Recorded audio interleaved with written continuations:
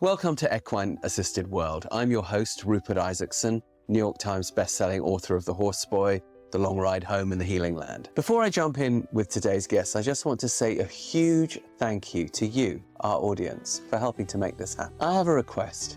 If you like what we do, please like, subscribe, tell a friend. It really helps us get this work done. As you might know from my books, I'm an autism dad. And over the last 20 years, we've developed several equine-assisted, neuroscience-backed certification programs.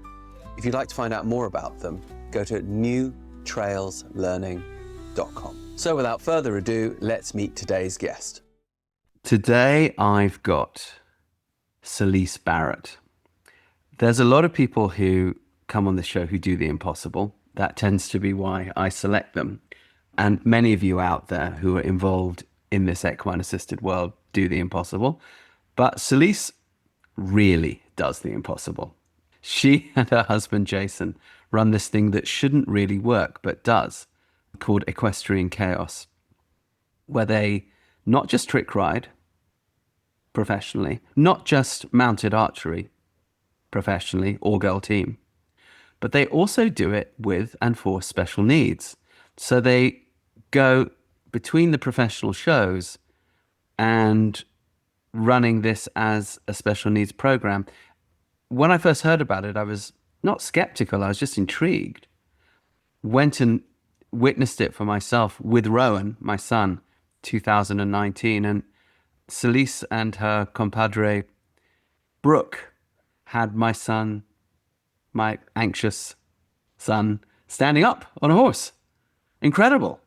And then I watched people with all kinds of special needs, from TBIs that had rendered the brain and the body, let's say, compromised in the extreme, to people with barely verbal, non-verbal, to the hyperlexic ADDH, but everything in the show. And it knocked me on my butt. There aren't many people out there who can do what Celisse Barrett does. So, thank you, Celisse, for coming on the show. Please tell us who you are, what you do, why on earth you do it, because it's bloody hard work. And, how did you get here? Tell us about the program and you. Wow, that's a very big question. Well, I started because it was actually, honestly, a selfish start in the beginning. I moved to Mobile, Alabama with my husband, and I found trick riding right before I left. And when I found trick riding, I found something that it inspired me to the fullest physically. When you don't know what you're able to do, and then you're finally suddenly able to do what seemed like the impossible, you realize, well, at least for me, I realized that I wanted to push my body much further into this extreme type of riding. And it gave me confidence in a way that I had never felt before. And it wasn't really it wasn't so much about being on stage as it was that I could physically achieve a certain goal. And when I had physical confidence, it gave me personal confidence. Were you not so personally confident before trick riding? I don't think I really was, to be honest. And I think a lot of that comes from my music background. I'm also a classical musician, Of course you are. and I went through What's your instrument? flute. Yeah. I played flute since I was 7 years old, and I played it all through high school. I actually went to Howard W. Blake School of the Performing Arts, and I had to audition in high school to get into that school. And it was Where is that? Where in the US is that school? in Tampa Bay, Florida. Okay. They had opened up as a magnet school, and I was the second year student. They didn't have seniors the first year, and the second year that was open as a magnet performing arts school, I joined. And I think because of the music background, perfect practice means perfect.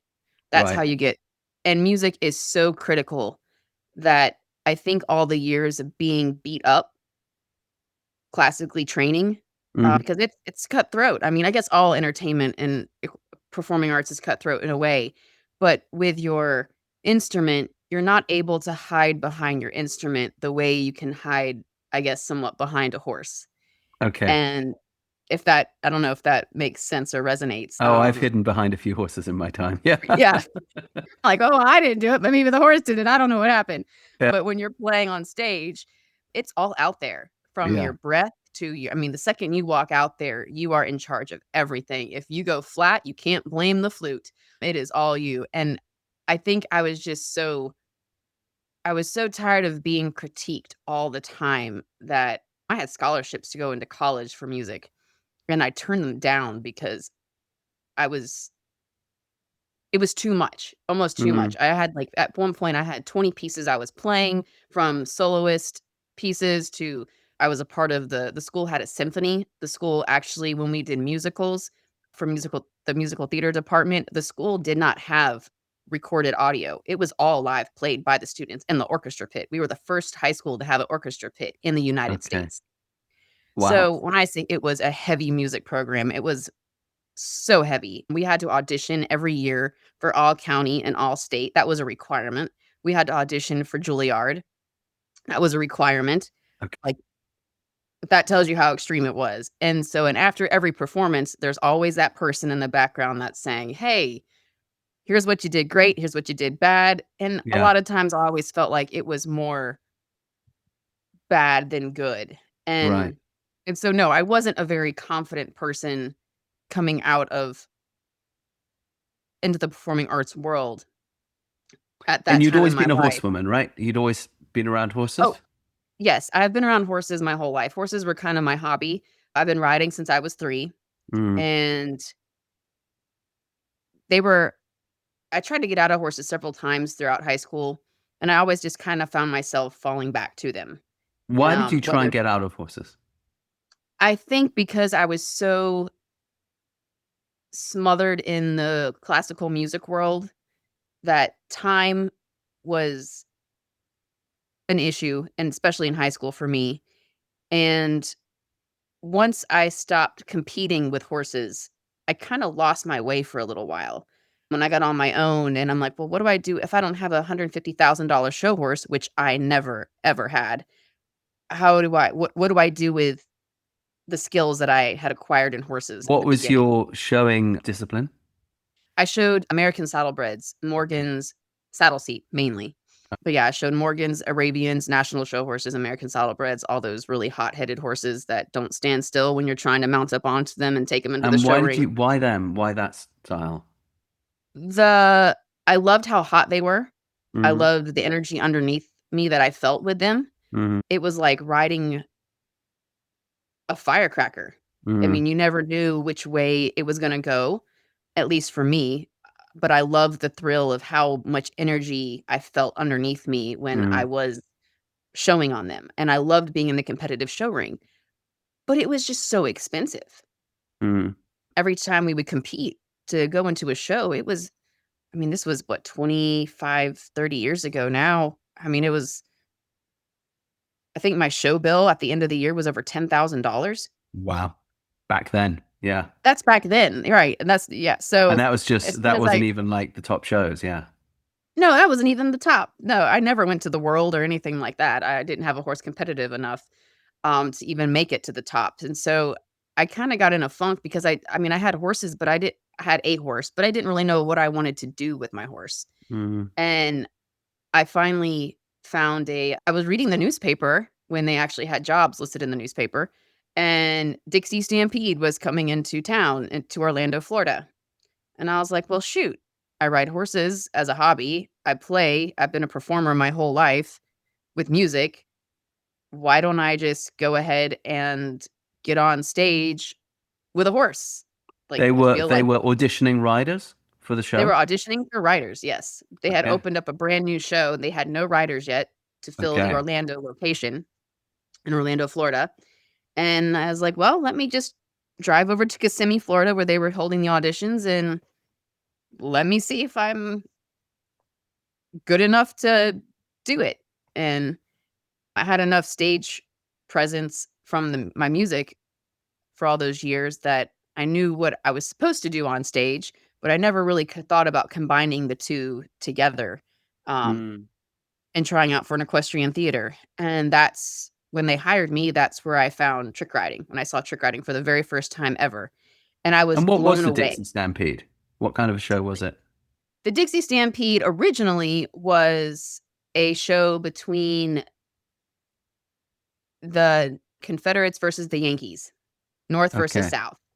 So the first part of the show would be they would introduce all the riders in a 10-person drill. There would be a bunch of specialty acts, trick riding, Roman riding, some dancing, different some carriage stuff. They herded some buffalo in the beginning of the show, and then they would go on the second half of the show was a competition between the North and the South.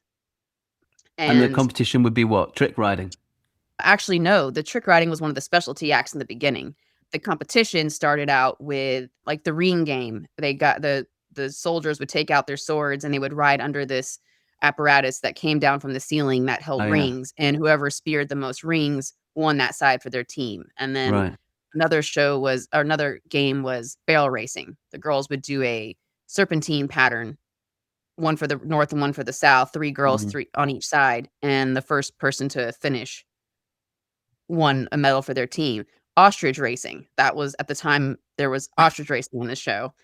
and As if that had anything to do with the Civil War. absolutely, of course, you know how many people rode into the infantry on a freaking bird that you can't control, by the way. I don't You can't control them. So, yeah, it was a wild show. It was fun. But And how that's where long I did you do first that saw for? I did that for 4 years. And you could have been in any one of those acts. So why the trick riding? I was blown away when I saw this girl. Her name was Leslie. And I saw her turn upside down on her horse, drop the reins, and fly upside down in the arena from point A to point B. And it was just, to me, it was magic to see how well that horse ran for her. She had no control over the horse whatsoever. And that horse just knew the pattern, Mm. period. And that was the first time I'd ever really witnessed anything like that. Coming from saddle seat, and I think between saddle seat and music, everything is about personal control, control, Yeah. control, Yeah. control. Perfectionism.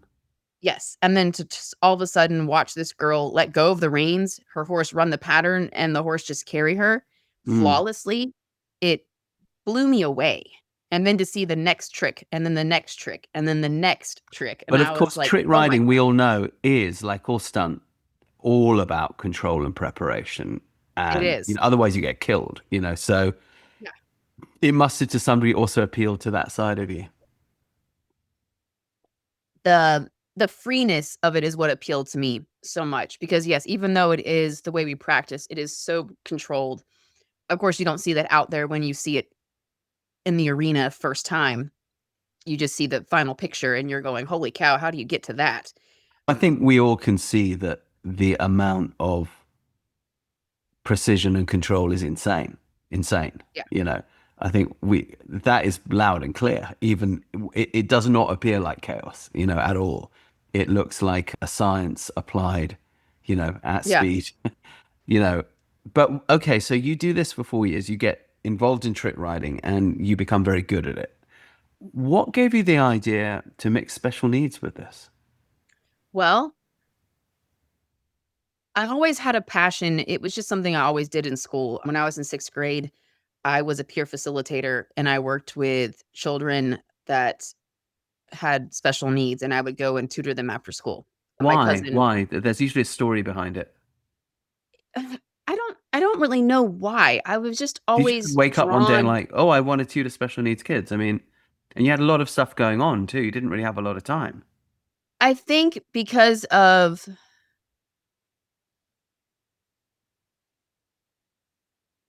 how I grew up in middle school and high school and my personal experiences, I always had I don't know, it was always just instinctual for me to help others. My Were you cousin is bullied? special needs. Did you have a tough time? I had a very tough time, especially in middle school. Yes, I had a very Why? tough time What in middle happened? school. I was bullied a lot. What Um, sort of a way and why do you think? Why were you bullied? What was the target? I think it was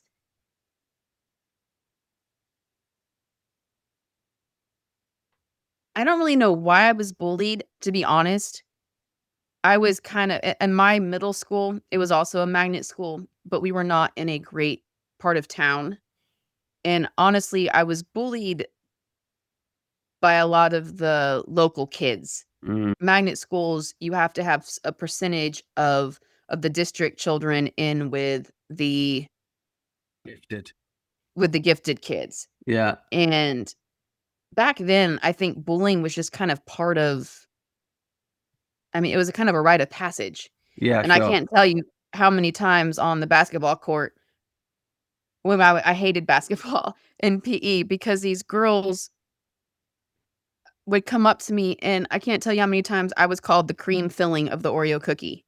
And Okay. they would 2 of them would come up, and they would just be ready to, like, smash into me on both sides, and I'm like, "Oh my god, this is gonna hurt so bad," but you couldn't say back then, you couldn't say anything. You just took it, and then you just went on with your day, Yeah. and so, I don't know if I just had a compassion for those that I always thought were the underdog, but I always noticed the people that were sitting by themselves at the lunch in the lunchroom, and I would Uh-huh. always go and sit with those people. Like, "You're sitting by yourself, who are you? Tell me more about you," and I would always try to befriend those that didn't seem like they had any friends because I always felt I had a story. No one wanted to hear it, but even I had one as a kid, so I'm Mm, sure these my other peers at the time had a story too, mm. and, and middle school's tough. Middle school, Yeah, it's the kids are worst. mean. I mean, I'm sorry, but at that time, I mean, you just I was the minority at that school. Yeah. And actually both my schools, middle school and high school, I was the minority. Although it did change in high school some. The bullying definitely died away a lot more. I think it's just a middle school thing that Mhm. really hit me hard. So much so that I remember walking into high school dreading that I was gonna have to endure 4 more years of this Mm. type of peer these dealing with all these different peers and these relationships, but I realized it changed a little bit in high school and it wasn't nearly as cutthroat Okay. as it was in middle school. So you started volunteering to tutor special needs kids, but that's quite a long way from trick riding with special needs kids. Yeah. That's a tall order. What gave you the idea to do what made you think that was even possible? Well, for me, it started with an accident. Back to those ostriches that we Okay. mentioned earlier. I had an accident on one of the birds at the Dixie Stampede, and I had to learn how to walk again after that. Wow, what happened? And it was a rehearsal, and we had new birds that were in the show that were practicing to go into the show. Just the And situations one finds oneself in life, right? Yeah. right, right. Here I am on an ostrich that I don't know. Brand new ostrich, 350-pound bird that had there's a reason why they survived the ice age. Yeah. But so we were running this rehearsal, and I remember thinking, like, man, these birds are not running well. Let's just get this over with. I feel like we need more people out here. It was complete chaos. And so they're like, all right, well, we want to take this bird one more time. We need someone to ride it. And I could ride the birds they had a little harness that went underneath their wings and that you held on to. Well, many times in the show, if you're getting imbalanced in the show with your scores, if the South has like 5 medals and the North only has 1, you might wanna start thinking about throwing the race for the audience's standpoint, because you Yeah. don't want the show to be blown away and no chance for the other side not to win. So, during the ostrich race, I could easily throw the race if I needed to even out the playing field, and I didn't necessarily need a harness to ride. Well, they didn't have a harness ready during this rehearsal, and I was like, "Forget it. Let me just get on the bird. Let's end this rehearsal. Let's go." And I get on the bird, and this bird is running wild. And before I know it, I'm coming off the bird, and my leg slips in between the bird's legs while it's running, and I tore 4 ligaments in my knee. Like, it snapped like, I heard my knee snap like rubber bands. Okay. And Just from the kick that full out yeah, well, it got contact with caught from the into bird's it leg. got caught between the bird's legs, so it was like putting my knee into, like, a grinding wheel, Yes. and it just There's, Yeah. I mean, there's a reason why those birds, they tell you stay away from the front legs. Yeah. They are so strong. Yeah. And so I completely jacked up my knee that day. And it took me probably about 2 years before I could walk without a limp. Okay. And I remember saying, if I can ever trick ride again, I will never take walking for granted. Because I finally had found the thing that I love most. I found that thing that put me in my flow zone, that Mm, place where I it didn't matter how many people that watched or didn't watch. I loved trick riding. I mm, loved how it felt physically, mentally, emotionally, and the connection that I had with my trick riding horses. And it's a different connection than I've had with any other type of horse. mm, I mean, you're trusting them with everything that you have. And you're mm, saying, carry me from point A to point B and carry me fully, confidently, without flaw. And my trick riding horses, they did it so perfectly. And then when I tore my knee and had to learn how to walk again, all I could think of was, oh my God, please don't let this be the last time I ever experience this, mm. especially to a stupid bird of all things. So I presume that you then couldn't go on with the show after you had that accident, right? Correct. I Mm. actually went up and auditioned for Cavalia at the time and came back and had the accident a week later and had to call Cavalia and tell them I can't Uh, go. And so anyway, so yeah, that started a very long road. And that is basically that was the catalyst that inspired me to work with those that didn't have the same abilities that I had. but And what made you I think that you knew the dangers? I mean, what made you think that that was possible to do with this very vulnerable population? because I was able to get it back and do it again. Okay. If I could rebuild myself and really work hard and belief was the biggest thing. It took me a while to get out of my mental funk that I was in, and I finally just had to believe enough that I could do it again. And I remember pushing through pain like nobody else had ever pushed through pain before in my life. Like, I mean, I know like there's a type of pain that you go through when you're trying to learn any type of circus art, and you kind of take that pain as a rite of passage, and what doesn't kill you make you stronger. And I was like, all right, if I can get through this, then I can get through anything. And I knew what it was like to feel like I had everything and then to instantly have it taken away. Mm, And it wasn't even doing the thing that I loved. And yeah. I honestly hated the ostriches. Like, it was, like, my least favorite thing to do. And so anyway, once I got myself physically back, my first show was at a special needs camp. And now my husband hasn't been involved. Jason has been involved with this camp since he was 12 years old.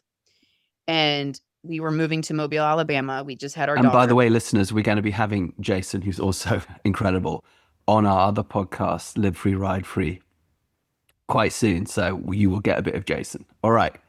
Yeah, Yeah. you're gonna love him. He's He's great. brilliant. Yeah, he's brilliant.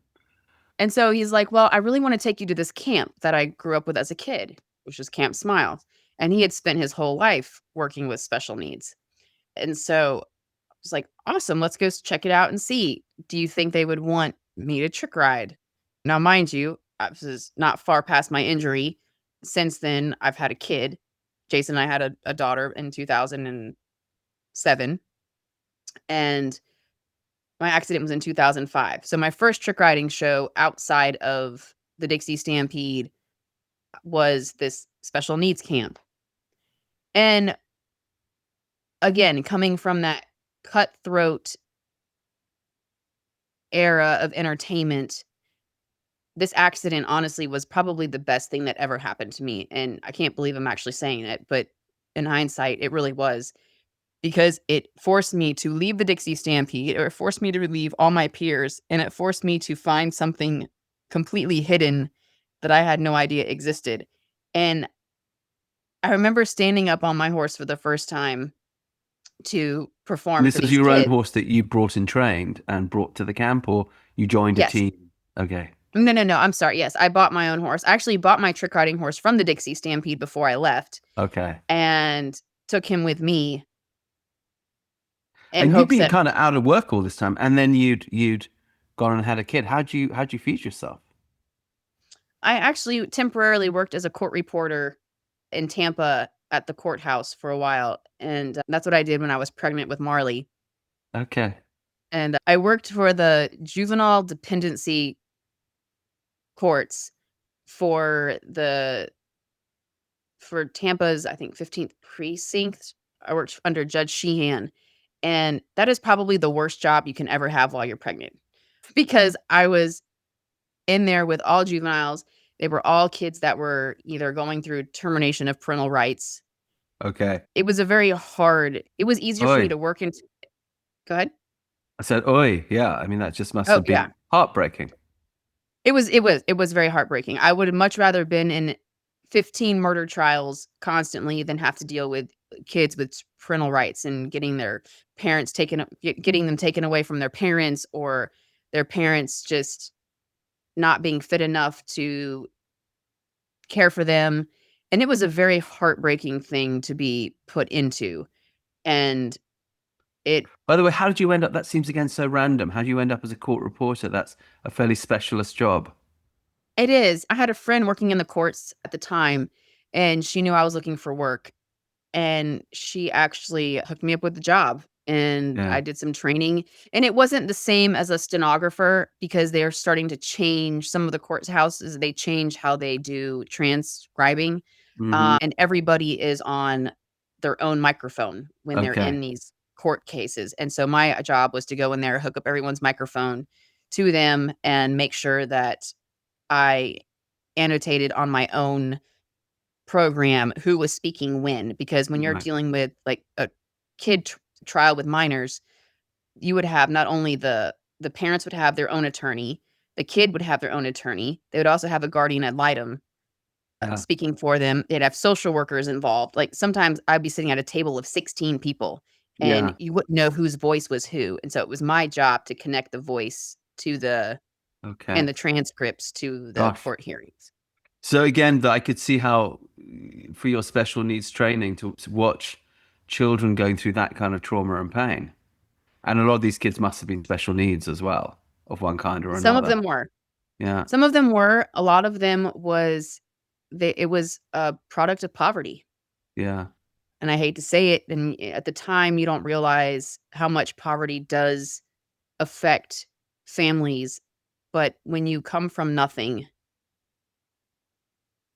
and there's nothing to give and no life experience to give, you only learn one way to live, and a lot of these kids were just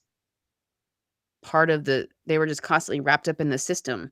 I mean, and if they weren't in some of them were foster kids that weren't working out. Parents wanted to adopt them, and then there were some beautiful proceedings that happened. The adoptions were great. They were all adoptions are done off the record, and those were wins. But for every win, there was 50 losses. Yeah. And to see it in such a big city and see the system, I mean, it was very hard. It was very hard to Yeah. see it. It was very hard to watch it. Some of it was poverty, some of it was just, I mean, kids needed to be out of these situations. Some of it was not good.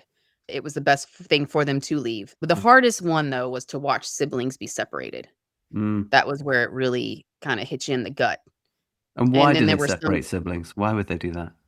because maybe they were coming from a bad home, and maybe Mm. one foster family could take 2 of the 6 Mm. siblings. They weren't Okay. Some of the families coming in weren't able to take all of the siblings in Right. all Got it. together. Yeah. Large So, families. there were some great families that would come in and try to I'll take 2 of the brothers, if you take 2 of the sisters, and we'll have play dates together where they Yeah. can kinda keep the connection of the siblings. So they did have some great outcomes like that, but you're talking Tampa Bay. It is a huge city. Yeah. Millions of people in that city. I mean, and Yeah. if it's that bad there, imagine where it's like in cities that are bigger. Yeah. And so that was a very eye-opening thing for me. And so I did learn very quickly what it was like to not have opportunity, and to know that these kids may never have anything in their life other Yeah. than just hopes to have a roof over their head and a place to call home. Yeah. And for a child not living with any sort of, what's the word I'm looking for? Connection and having some commonality in life, like daily, where, you're going to come home and mom is going to be there and dad is going to be there and no support system. It's hard for kids. And they just as a kid, you think you're still growing and you're still impressionable. And all these kids are just being kind of chucked away. Yeah. And the adults are trying to do the best that they can, but none of it is setting the kids up for success. Yeah. Because they're just jumping from one home to another. And you got to think from 2 and 3 years old to 18, those are some very impressionable years of a child's life. Yeah. That's where all the major programming happens. Yeah. And if you have no constant programming, they're setting up to fail. Yeah. And that was the hardest part, I think, about the job. And I'm sitting here pregnant with Marley, and I'm like, oh my gosh, I'm about to bring a kid into this world. And I really didn't have anything at the time. I had that job and I had my horse, but I had nothing outside of that. And Jason, we had just gotten back together.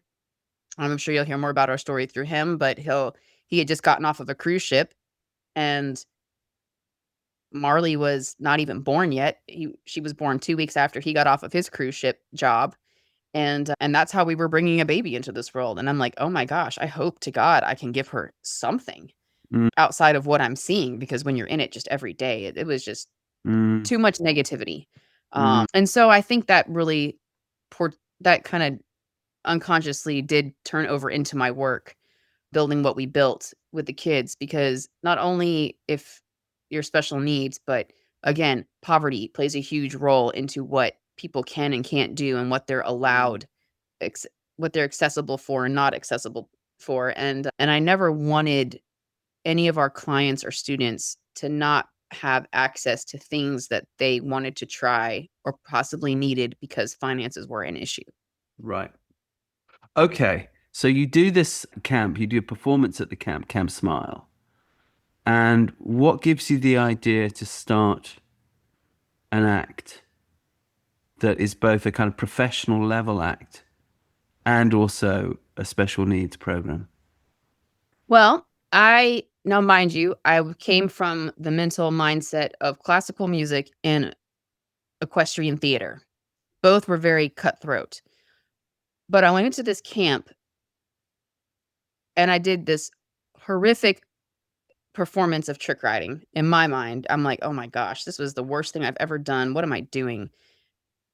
Those kids cheered so loudly, and they wanted to see the same stunt over and over and Okay. over and over. And I was like, you know what? Fine, I'll give it to them. If they want to see it again, I will do it again. And I did it again and again and Yeah. again. Yeah. And it was just as good the first time as it was the 8th time that I performed Absolutely. it. It's so And true. I've been on a play date, for example, with kids in the forest with horses, riding with them, and then there's a tree down. This has happened a couple of times, particularly in Germany. And so I've had to give the kid to my sidewalker and jump the horse over the log and then retrieve the kid on the other side. And they'll make me do it like 20 times. They're like, well, that is, yeah, I so know what you mean. Yeah. And it makes you look at the whole thing through a very different lens. yes. And that was the lens that changed everything. That Okay. it put on a new filter on my camera, and I was like, wow, wait a minute. In my mind, from what I came from, it was absurd to do it 10 times over and over and over again, the same stunt, where people would Right. normally get bored. But these kids, it was like they were like powerhouses, and they just kept getting more energized and more energized every time I did it. And that was like when the first light bulb came on in my head. And I realized at that time that what I had to offer was enough. I didn't Okay. have to be the best at that Yeah. time. I just had to be exactly who I was at that Yeah. moment in time. And that was kind of my big, I guess, epiphany into trying. Well, it happened right after that. So I did my performance. They loved it. Same tricks over and over again. They didn't care. It was epic every single time. And then I went down. Another woman was directing the horse program at the time. And I wanted to walk down and see what they were doing in their horse program. And I get down to the bottom of the field and I'm watching them ride. And they're like, "Hey, Celisse, look at me. I can do a trick too." And then they would let go of the horn and put their hands out to the side or put their hands up in the air, and that was their big trick. Yeah. And that was when I had the aha moment. And I'm like, "Oh, okay. Wait a minute. I obviously know that holding on to a horse with no hands is not a trick, but in their minds, it was a trick. Absolutely. It It's was all a matter of inevitable." perception. Exactly. And I was like, "You know what? I could work with this. Yeah. This is cool." And never in a million years did I ever, when I started trick riding, did I think I would be incorporating it into the special needs world. Okay. And but then I realized those kids taught me how empowering it was. And I'm like, if they were this empowered by what little bit that I did, how much more empowered can they be if I actually let them try? Uh-huh. And that's when it all started. Now I can immediately hear like 25 old school therapeutic riding people going, "Oh, it's so dangerous. You can't do that. You can't Oh, yeah. do, because I get all that, right? You can't work with kids at the canter. You can't work with kids who can't wear a helmet. You can't do this. You can't do that." And of course, one absolutely can.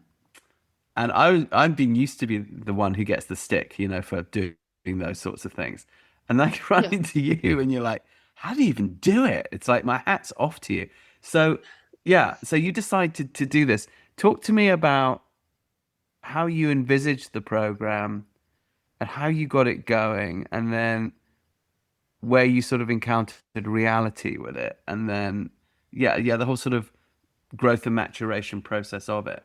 Because it's intriguing. So Ceci Lowell, she was the director of Camp Smile at the time.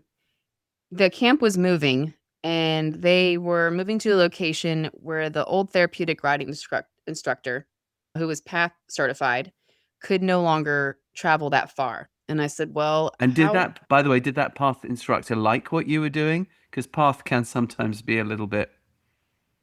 I don't Mm, think she really, because at the time I had just done the demonstration. I hadn't really dove into therapeutic riding yeah, or trained to do anything with equine therapy at that time. And I don't she really didn't have an opinion either way of right, it. She was just there to put the kids right. Because you weren't on the you weren't horse. coming into her world as far as she was concerned, Correct. right? Yeah. Correct. I wasn't But she yes, wasn't like, exactly. "Wow, we should do this with the kids." Like she must once she saw, or was she? I mean, once she saw the kids throwing their hands in the air and saying, "Hey, Miss Celise, I have a trick too." Was she sort of inspired by that and coming to you and saying, "Hey, we should do something like this here"? Or No, I think it was more or less a, "Oh, that's really cute." yeah, And that's where it was left. yeah, And yeah. so, well, the next year I called the camp, I called the director and I said, "Hey, do you want me to come back and trick ride?" She said, "Well, we're moving locations. We're not gonna have a horse program this year because the woman running it can't come down to run the program." And I said, "Well, what do you mean you can't have, like, you're not having horses? Like, they come to camp for horses. That is the one time of year they actually get on a horse. That's they come to camp for that. You have to have horses." She's like, "Well, we don't have anyone that we trust that can run the program." And I said, "Well, what does it take to run the program? I mean, I've got horses that are great. I mean, they're circus horses. What can I do?" And she said, "Well, you would use your professional horses?" And I said, "Well, what other horses would I use? They're the ones I trust the most.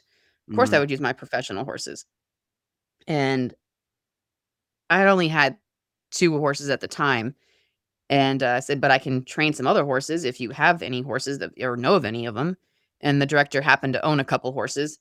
And she said, "Well, if you want to try it, let's try it. I'll help you get started." And I had a couple other people that had helped with the horse program at the old camp. And she said, "I'll hook you up with these people and let's see what we can do. And if you like it, then I'll pay to go get you certified through PATH." okay. And I did it the first year. And of course, I put on another little trick riding show for the kids.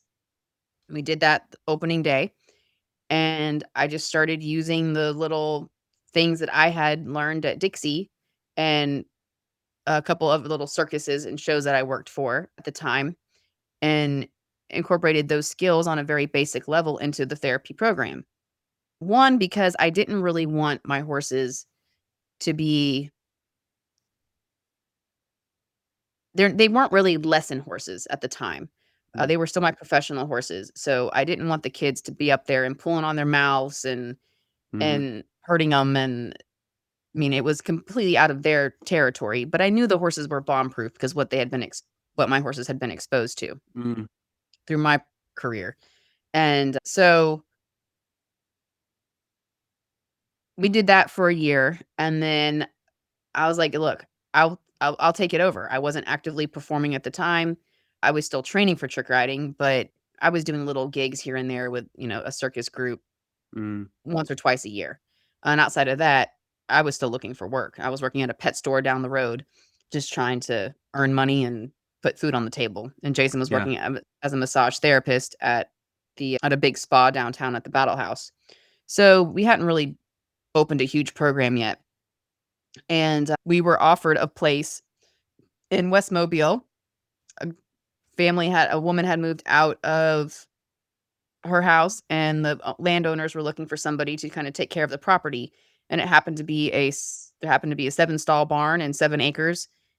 And they said, if you want to move your horses here and start a therapeutic riding program in Mobile, we'd love for you to do it here.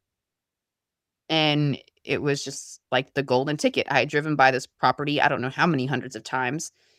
And the opportunity to leave where I was it was just perfect timing. And when it says when the stars align or when things just line up without question, Mm, and I don't know, I felt like I just had to kind of run with it. How random was it that this person needed somebody to watch their house, live on the property, and I could use it as my own.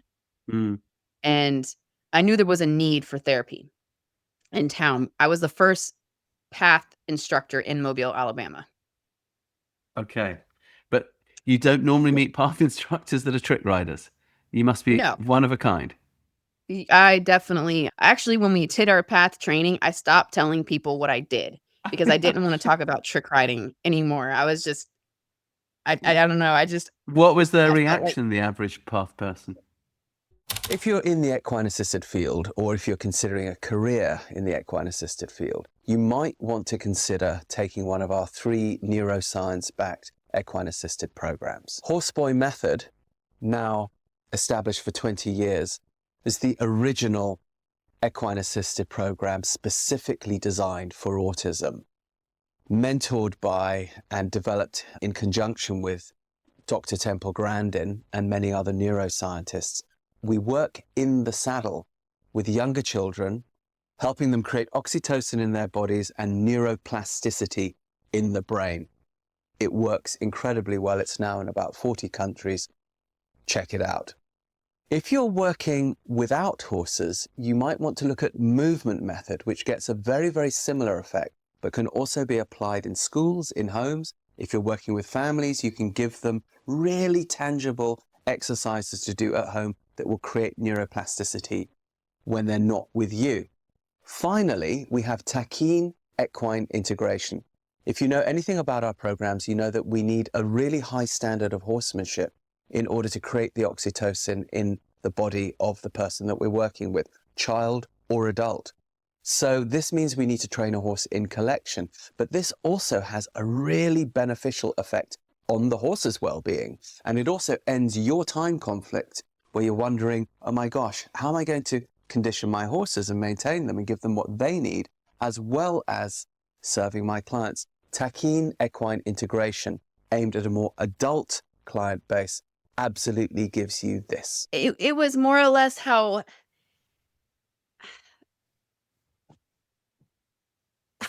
I feel like, so for the traditional path person, I feel like it was, "Oh, you're one of those."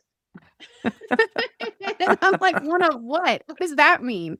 And I understand why, because if you only have seen rodeo trick riding and you don't know what you're watching, yes, it looks absolutely crazy and mad, and it looks like absolute chaos, but as you know, as well as I do, that it is completely not like that when it comes to trick riding. Yeah. And I also had the chance for a while to work as a Cossack rider with a circus family for a show called it's now called Cirque Maceo, owned by Alicio Zope. And Cossack riding is really where I found how important it was for rhythm. It's where I learned rhythm and cadence with the horse, because for trick riding, you're in an open field and you're running from point A to point B. When you're in the circus ring, you're running in a circle, and you can constantly keep your flow going in the circle. And it's almost like you can, it's a difference, but it's almost like you can feel like you can break dance on the horse versus just throwing a trick out and holding it for a second and then coming back up and being done. You can keep all the movements going and flowing. And that's a show that you came and saw, was in our circus ring, the Cossack ring. So And is Cossack riding defined by the ring? yes, Okay.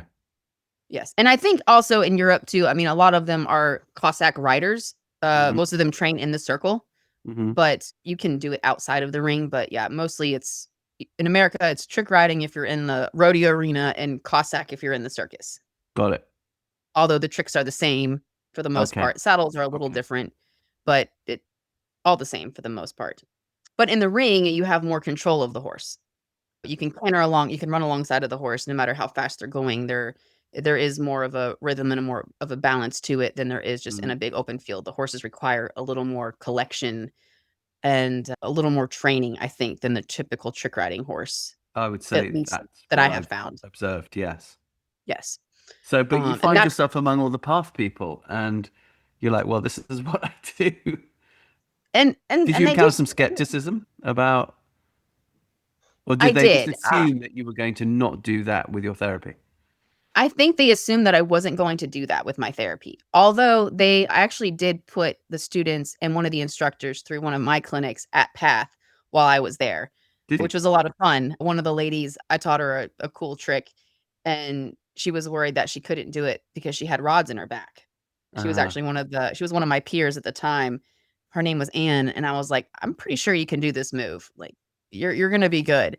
And sure enough, she did it first try, and she was the oldest one out of the students, and put everyone else to shame. And That's so that cool. was really cool because she was super confident after she was able to do this little maneuver. It was all at a standstill, of course, and we kept it very safe. But Yeah. I knew once I set foot in Path territory that what I was doing with my kids was going to be questioned a lot, Yeah. because everything was about saddles, helmets, safety, safety, safety, safety. And yes, obviously you want to be safe, and no, you don't want to get anybody hurt.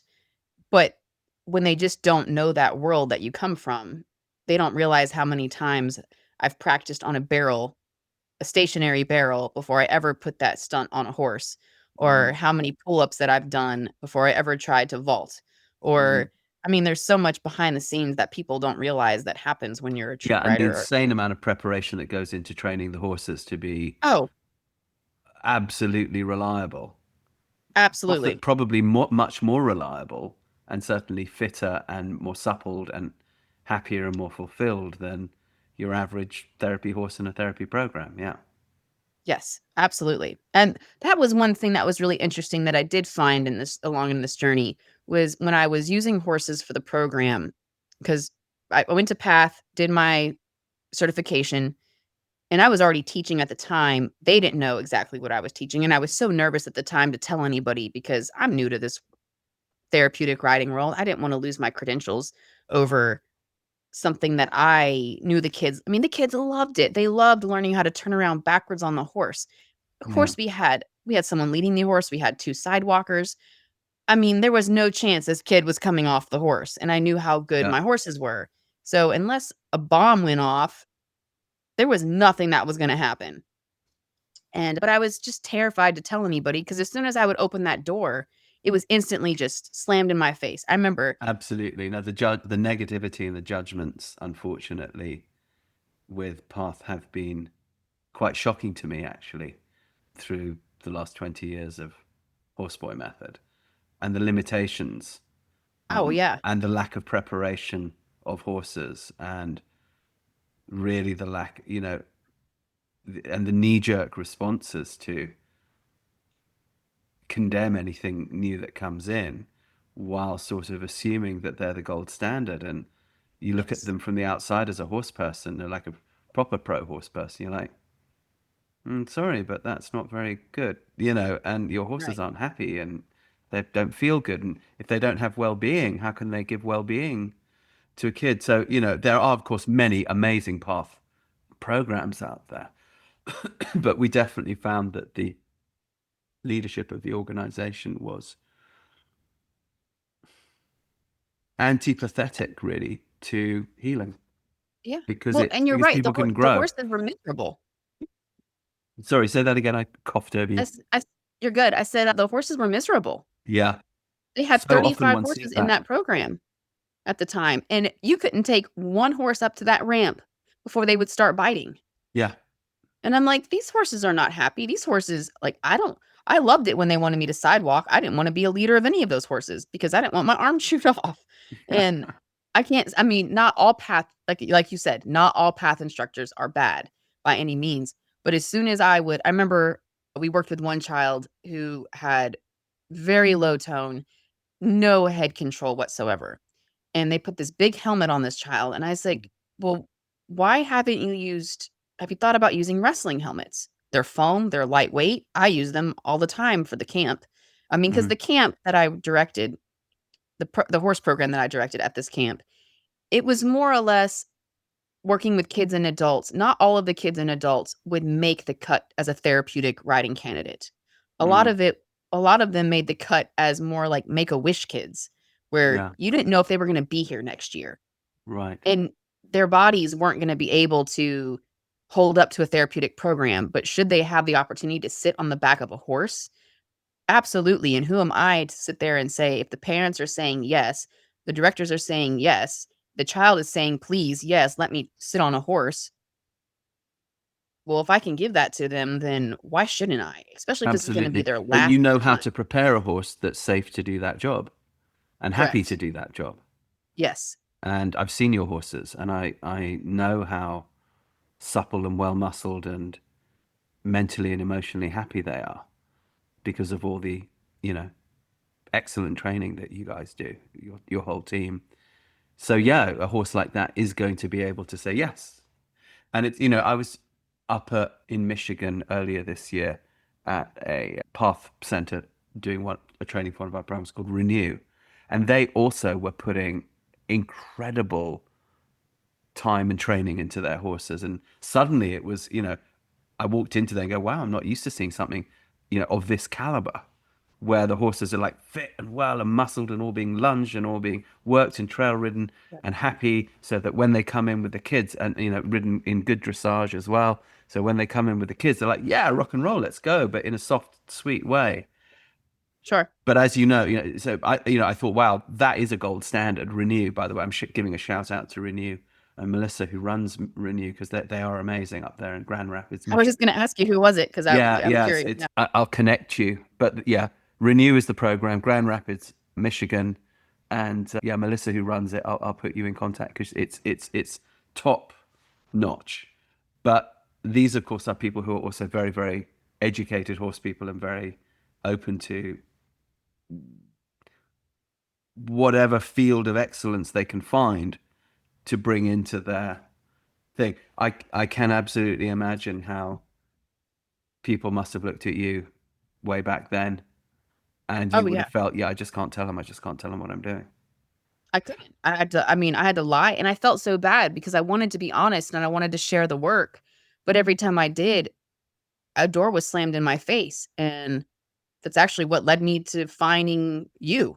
Yeah. Back in, I think we talked in 2017 or 2018 originally. And when you called me back over the phone, I remember recognizing your voice from the documentary. And I'm like, oh my gosh, I know this voice.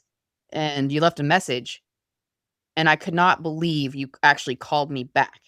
And I was floored that you were going to even give me the time of day, because for so long, I mean, it was just one slam after another. And I'm just like, oh my gosh, is anyone going to listen to what I have to say? Because can you describe some of those slams? Like, can you give us a couple of situations?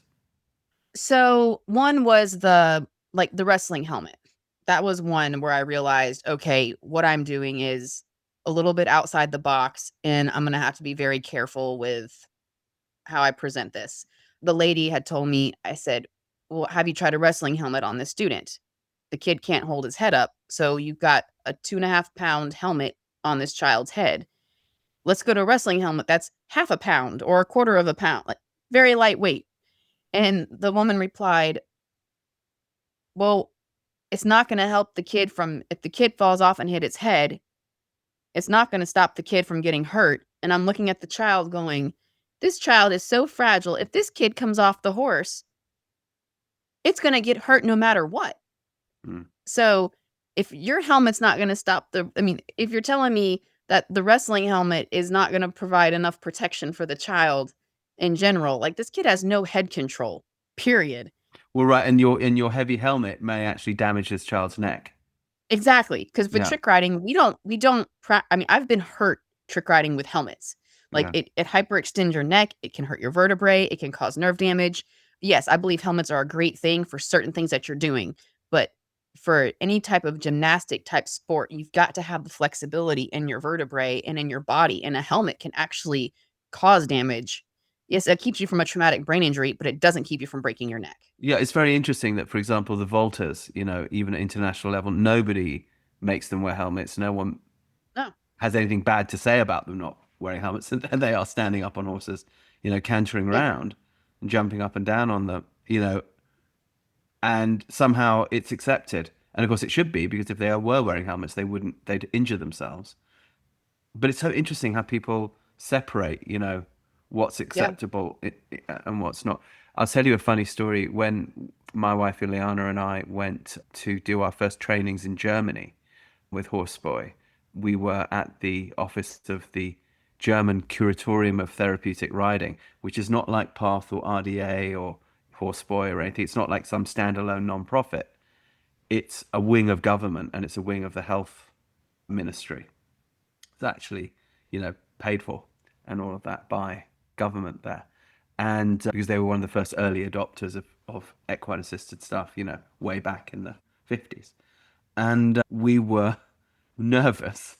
So we had put together, a bunch of pictures of us working with helmets, because we'd taken a lot of flack, even though we'd written our own insurance policies for when kids that could not. And of course, most of our kids did wear helmets, but the ones that couldn't, neurologically, Right. we weren't going to traumatize them by making them do that.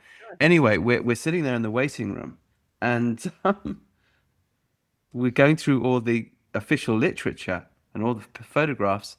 Not one kid wearing a helmet. We go to have the interview with the director, and we're like, we've just been bricking ourselves out there, and Yeah. what's the story? And they're like, oh, we went through that 30 years ago. Yes, there are many, many kids for whom wearing a helmet is deleterious.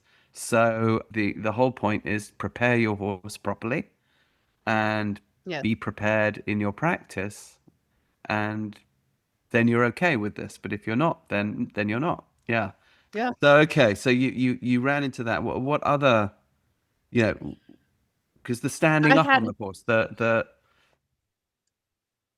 Oh, well, that I never showed the videos of, because I knew instantly I was gonna get flack for that. mhm, Um, because how can you ensure that the kid isn't gonna hurt themselves if they don't jump off or, whatever? And at the time, Path had just changed their back riding rules. yeah, So we did a lot of back riding in our program. I mean, we yeah, still do. We believe in it wholeheartedly and will never change. I mean, you have to back ride with some of these kids, and especially if you're teaching them a certain stunt or you're teaching them a certain balance, you got to be their safety. And absolutely, so one of them was, I sent her a video of Rock, my student, who I based a lot of my program around him because he was so untouchable for so many, but not for me and him. Like, we had our thing and it was good. And he was my inspiration to keep pushing and keep going for kids that were dealing with major sensory issues and overstimulation problems. And so I sent a video of him into, I guess, kind of like my path mentor. And the first thing she commented on was not about the video at all, but was about my lunge line touching the floor. And I'm like, that's what you saw over, like, he just did all this really cool stuff. And it was all like he had a sidewalker the whole time. There's a safety person there jogging alongside of the horse. He would step off the side of the horse. He would touch the ground while the horse was moving at a trot in the Cossack ring. And then he'd get back up on the horse and get back to the saddle. And I mean, we're talking about proprioception and the vestibular system and all of these great things that are happening inside Rocky's brain. And the only thing she had to say was, that was good, but your lunge line's on the ground. And I'm like, yeah, because he was dismounting and taking a bow, and I was turning the horse. Never mind. And so I was just like, okay, I don't know if I'm going to get anywhere with any of these people. And I couldn't bring any of this up. But I mean, I went to the regional conference at the Little Red Barn, and I wanted to speak so badly, but I was just afraid to share anything, because any little bits and pieces I would share would just get immediately shot down. I mean, you would have people reamed, like, for putting a child on a horse without a helmet. Yeah. And And you're it's like, "But you interesting that the can't." whole back riding thing, one of the things that struck me as so strange about that is it's completely racist, because what it's saying Absolutely. is they're writing off the entire culture of Northern Asia, which is big, like including Yeah. Mongolia and Kazakhstan, and it's how all the kids grow up riding, to pretty much all of the Americas west of the Mississippi, because that's how most of the kids grow up, in front of mum and dad in the West, and all of Central and South America. So you and you're just going to blanket from some Right. white East Coast huntsy idea of Yeah. what equitation is, because of course there are many equitations, that it never occurred to anyone that this was actually incredibly racist. That the people, the Mongolians or the Texans or the Chileans or would just be outraged by this, because they said, we get around on horseback. You guys do this as a hobby. We live on horseback. Yeah. We Absolutely. rely on horseback. We do not have cars, and we know horses and we know how to look after horses because we rely on them. You do not. Sure. You board them. How dare you, suggest that but what was interesting, I remember once in 2018, actually the same year I think you came out, I was speaking in Denver at the university there, because they have that amazing program, the Human Animal Connection Institute there, Mhm. run by Nina Fry, who's a visionary. And I was quite honest on stage about how obstructive and even quite vicious Path had been towards us when we first appeared on the scene.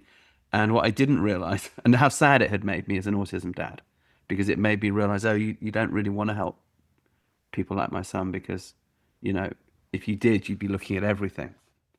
But no, you're closing off. So what I didn't realize was that all of the Path board were actually in the audience. And but Betsy, I don't know if you remember Betsy, wonderful Betsy Carl, who was running the Horseboy program at the time, happened to be a very senior Path instructor and still working one day a week at the big Path place in Austin, which is actually where we pioneered our Takhin program with veterans. And I said, so what happened is I got an email saying we were in the audience. Should we talk? From the Path people, like, oh, this actually could be quite good. So I said, yes, absolutely. So, but I asked Betsy to be on the call too, because she's a Path instructor. And so first thing I got was, well, we've never badmouthed you. And I was like, oh, come on. Why are we even having this conversation? Of course you have, But my question is why? Like, what's your beef? And they finally said, well, we think you're dangerous. And I said, well, why? What's the danger? Like, touch wood, if in 15, back then, now 20 years or more of practice, we've never had an accident. So, and we operate in 40 countries with scores of locations. So what danger are you referring to? And they said, well, it's the back riding. And I said, well, okay, but we haven't had any accidents with this. And then they said, well, when we did it, Path, we had Mm. accidents. And then the penny Oh. dropped. And I was like, well, of course you did, because you don't prepare your horses' backs, you don't prepare your riders, you don't prepare the horses in collection, you don't do any of that. So if you take, some horse with a sore back that's just been donated, and you plonk some big old, Western saddle on, Right. that sore back, and then you put a person and a half up there, that's not going to go well.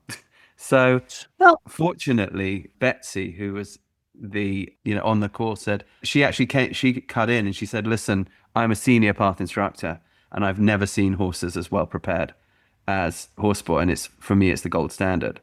And so I said, listen, I get it. You guys shouldn't back ride, but why are you condemning other people who do, who do it well? Surely we should all be collaborating through our right. different fields. Surely that is what we should be doing.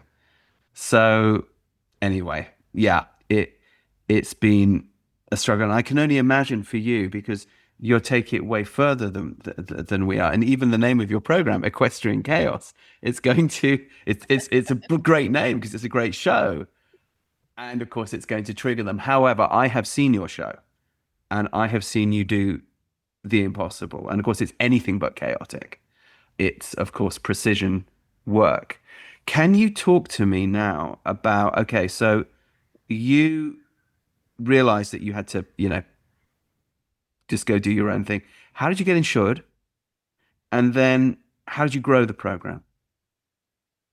We were insured through Equestrian, and I will say that there were things that and I hate to say this now, but there were things I absolutely could not list on my insurance that I was doing, especially here in the US, because I knew that they were going to look at it and they were going to go, "What are you doing?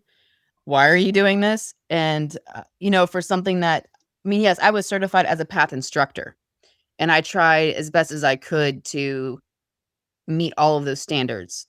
And So you yes, were I insured through do that. agree that, yes, and I was insured through, But you must yes, have had a bit of a white knuckle going on, like shit, if there were something were to happen and it turns out that the kid's doing a trick, would my insurance hold up? oh, yeah, absolutely. I was nervous as hell all the time, to be perfectly Okay. honest. But when I had parents coming up to me saying, "Hey, can you teach my kid this?" There's one part of me that's going, "Do I do this for the greater good or do I do it for the insurance companies?" And I always had to pick the greater good because these parents were desperate. They wanted something that worked, and they were leaving other therapy centers because they weren't getting Yeah. the same You're so brave. What benefit. gave you the courage? Because It was a gut you had a feeling. kid, you had a livelihood, what gave you the It was, courage? it was one of those things where I just had to trust, I don't know, whatever you wanna call it, the universe, God, however that, you just gotta go with a gut feeling, and that's what I did. And yes, I always kept it very, very controlled. We never took risk with the kids, ever. Just because I didn't, 1, I didn't want the red tape, and I didn't want people breathing down my neck, and I didn't want us to be shut down because it was such a cool thing that we were doing with them, and it was working. It was working Mm, phenomenal, which is partly, again, reason why I contacted your program. I mean, I couldn't find anybody to give me any continuing education hours or to tell me why it was working so well. mm, I'm like, I'm having these kids up here who are, we're not doing anything wild and insane. I mean, they're moving at a walk and at a trot. Very few are moving at a canter doing tricks, but stand still at a walk and at a trot, and they're getting this full physical workout, not including all the benefits that come with what's happening physically within their bodies. And but I know when it's uncharted territory, it's hard to get others to believe you in what you're in the work that you're doing and that it is beneficial. yeah. Well, where's the data? That's what everyone wants. Where's the data? Show me the medical benefits of it. I'm like, I'm a nobody out here. Like, I'm seeing the results. I've got a waiting list of 40 people that want to come in on this program, but I can't take anyone else.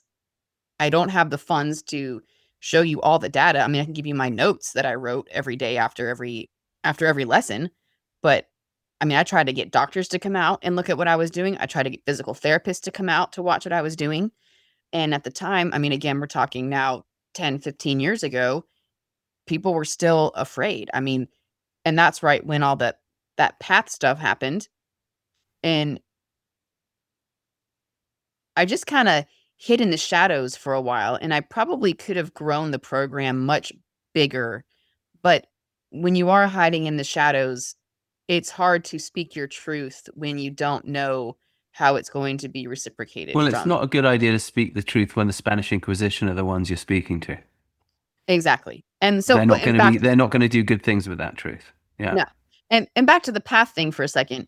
Like, and it did bother me when they banned back riding, because what bothered me most was if you offered hippotherapy, you could back ride. I'm like, oh, so if you can only bill it under insurance, you can offer back riding.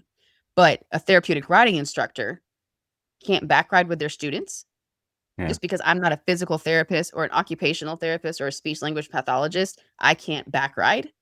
And that really turned me sour. I'm like, so they have to be approved by insurance, and I have to be able to bill insurance to be able to do these things with these kids. And it was just, for me, I'm like, since when did the insurance companies have to dictate what can and can't be done or approved? And that always soured me. And I was like, you know what? I'm just going to keep doing what I'm doing. The parents are Mm. asking for it. I can't tell them no. The benefits are, I mean, you could see the benefits right then and there. I mean, and it was empowering these kids in ways that I've never seen any other 100%. program do. Well, you have them because I think what's so wonderful is it's not just this. This is not just the thing you're doing, in the ring, in the equine assisted sessions, which is amazing enough. Oh, there's my ghost. But you're including them in the show. And Right. that's something which I want to go into in a little while. But just before we get to your show and, some of the stuff I've seen you do in there, at what point did you sort of become, if you like, legitimized? Did it shift at a certain point? It probably shifted,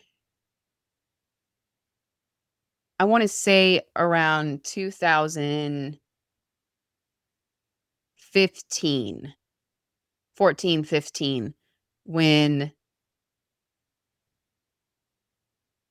there was, with no doubt in my mind, this is what needed to happen. And it wasn't there's nothing big that really set it off. I was just tired of hiding from it all, to be perfectly Yeah. honest. And I'm like, someone's going to have something to say. If they put me on the chopping block, then whatever. I'll just go on the chopping block. And I guess, no, I mean, all press is good press. I don't, I don't know. But I was tired of being nervous about it. I Yeah. mean, and just being nervous on a daily basis is enough to send anyone spiraling, emotionally. And Yeah. we knew it needed to happen. We knew what we needed to build. It just, if I couldn't get anyone to listen, then fine, I'm just gonna do it on my own and not worry about path, not worry about keeping my credentials, not worrying about doing it by the book, and making my Mm. own, just making our own thing. Did your And insurance status change? Did you change it at a certain point? no, I did not. Okay. I went into it and they all knew when they signed my release form that trick riding was not covered under my insurance, that, this is at your own risk. Okay. And what was shocking to me was that all the parents did not care. Okay. If you're a horse nerd, and if you're on this podcast, I'm guessing you are, then you've probably also always wondered a little bit about the old master's system of dressage training. If you go and check out our Helios Harmony program, we outline there step by step exactly how to train your horse from the ground to become the dressage horse of your dreams in a way that absolutely serves the physical, mental, and emotional well-being of the horse and the rider. Intrigued? Like to know more? Go to our website, heliosharmony.com. Check out the free introduction course. Take it from there. They were like, sign us up. We don't care. It's Okay. working. I'd have parents Yeah. tell me we went to Boston for treatment, and the same benefits they would get in my backyard were the same benefits that they got flying to Boston and staying there for 2 weeks and then coming back home. They're like, so Yeah. why do we fly to Boston if we can come just see you? Yeah. No, And I'm absolutely. like, wow, that was big to hear, but also heavy at the same time, because I knew that, all right, I got to just keep fighting for what I know we can do and what these kids need. I mean, it was great for the horses. It was great for the kids. It was a win-win for everybody all the way around. I mean, and the Mm, best horses for this program were trick riding horses. mm. No, That I was would agree. interesting. I would agree, having seen your horses in your program. So talk us through your methodology. What tricks, what are your go-tos? Like I saw what you did with my son, and he was standing by the end of it. You took him through this very systematic, step-by-step thing with the stationary horse in the small Cossack arena. And Mhm. by the end of that process, you and Brooke had him standing on the horse and he came out of it. Do you remember how ecstatic he was on that Yes. visit with you? And not just that, but also all the stuff he was doing on the quad with Jason. And Mhm. it's for him, it was even that was 2019. It's one of the high point memories that he has. So I watched you work in this really systematic and Brooke way. Shout out to Brooke because she's incredible too. Your Yeah. right hand, and also Marley, your daughter, who's in a league of her own. Talk us through the step by step methodology of equestrian chaos and what you do. So I had to learn to break it down literally from step one. If you want to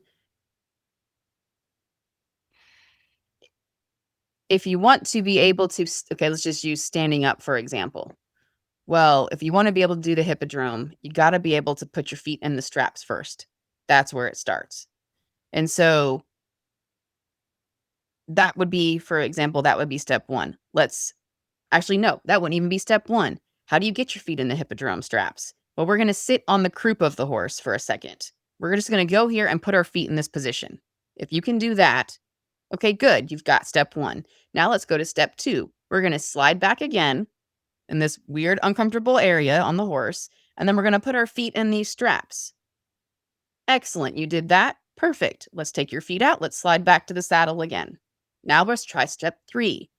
We're going to slide back to the horse, put our feet in the straps.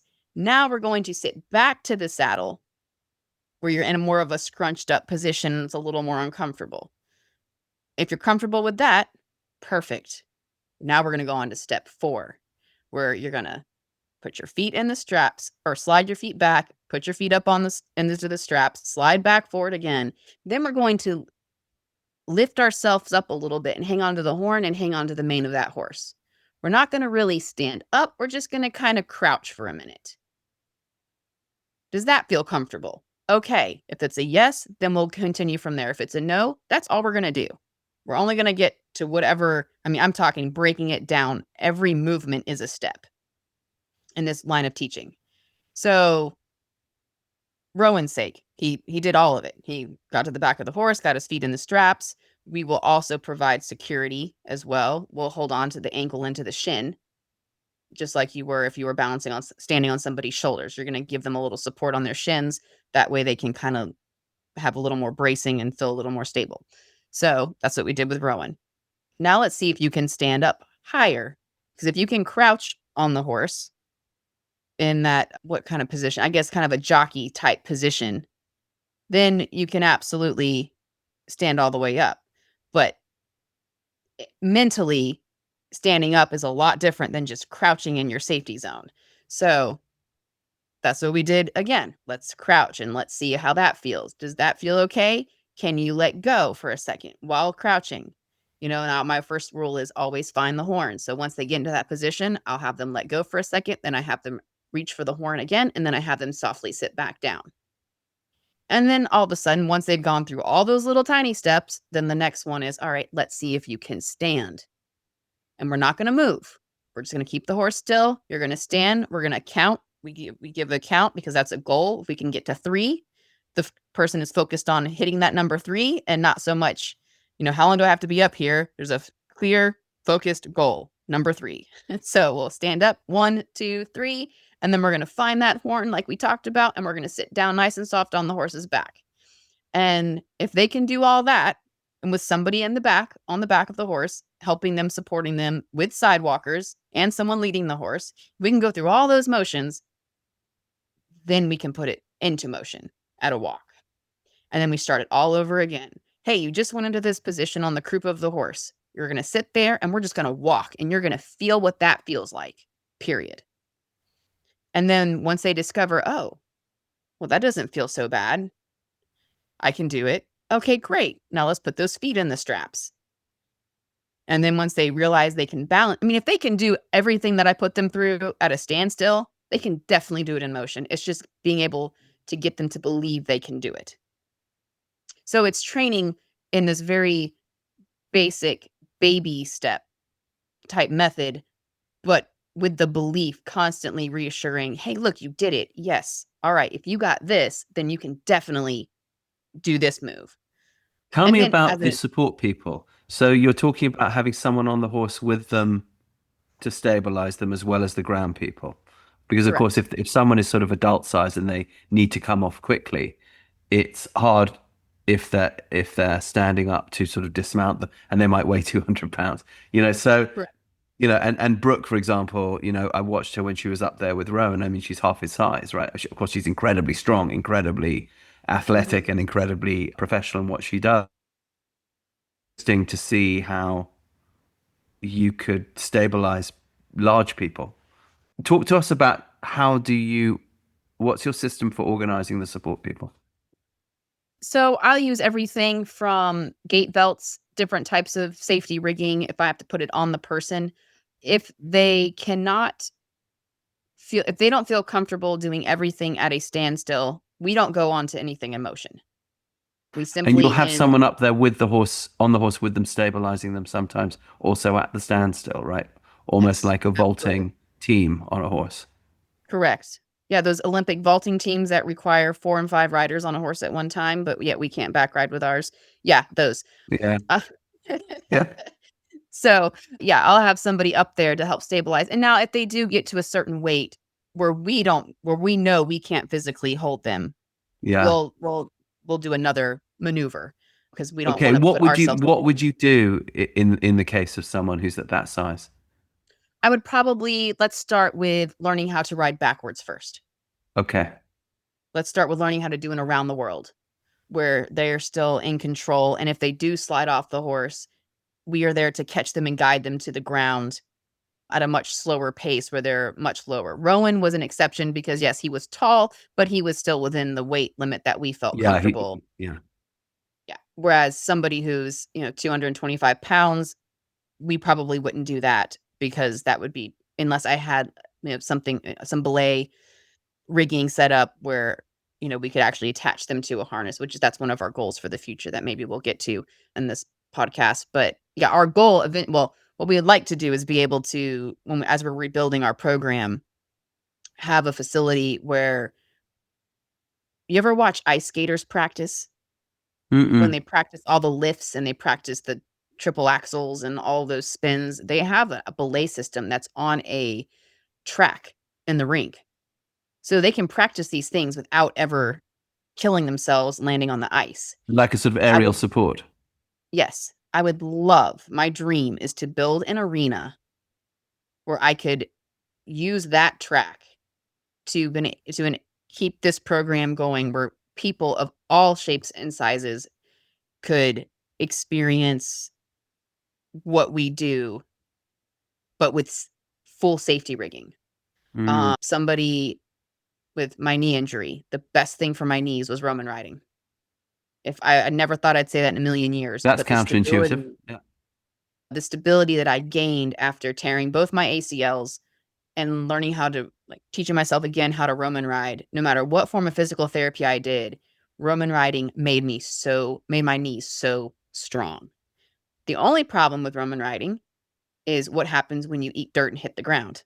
Yeah. So if you could have a safety contraption put in a covered arena where you wouldn't have to worry about rehabbing people, you wouldn't have to worry about hitting the ground, and you could still get all the benefits of Roman riding, and if for whatever reason they lost their balance, it wouldn't hurt the horse. You would just catch Yeah. them on the rigging, and you just have to reset again. Your goals could get so much further than just having to worry about having so many spotters.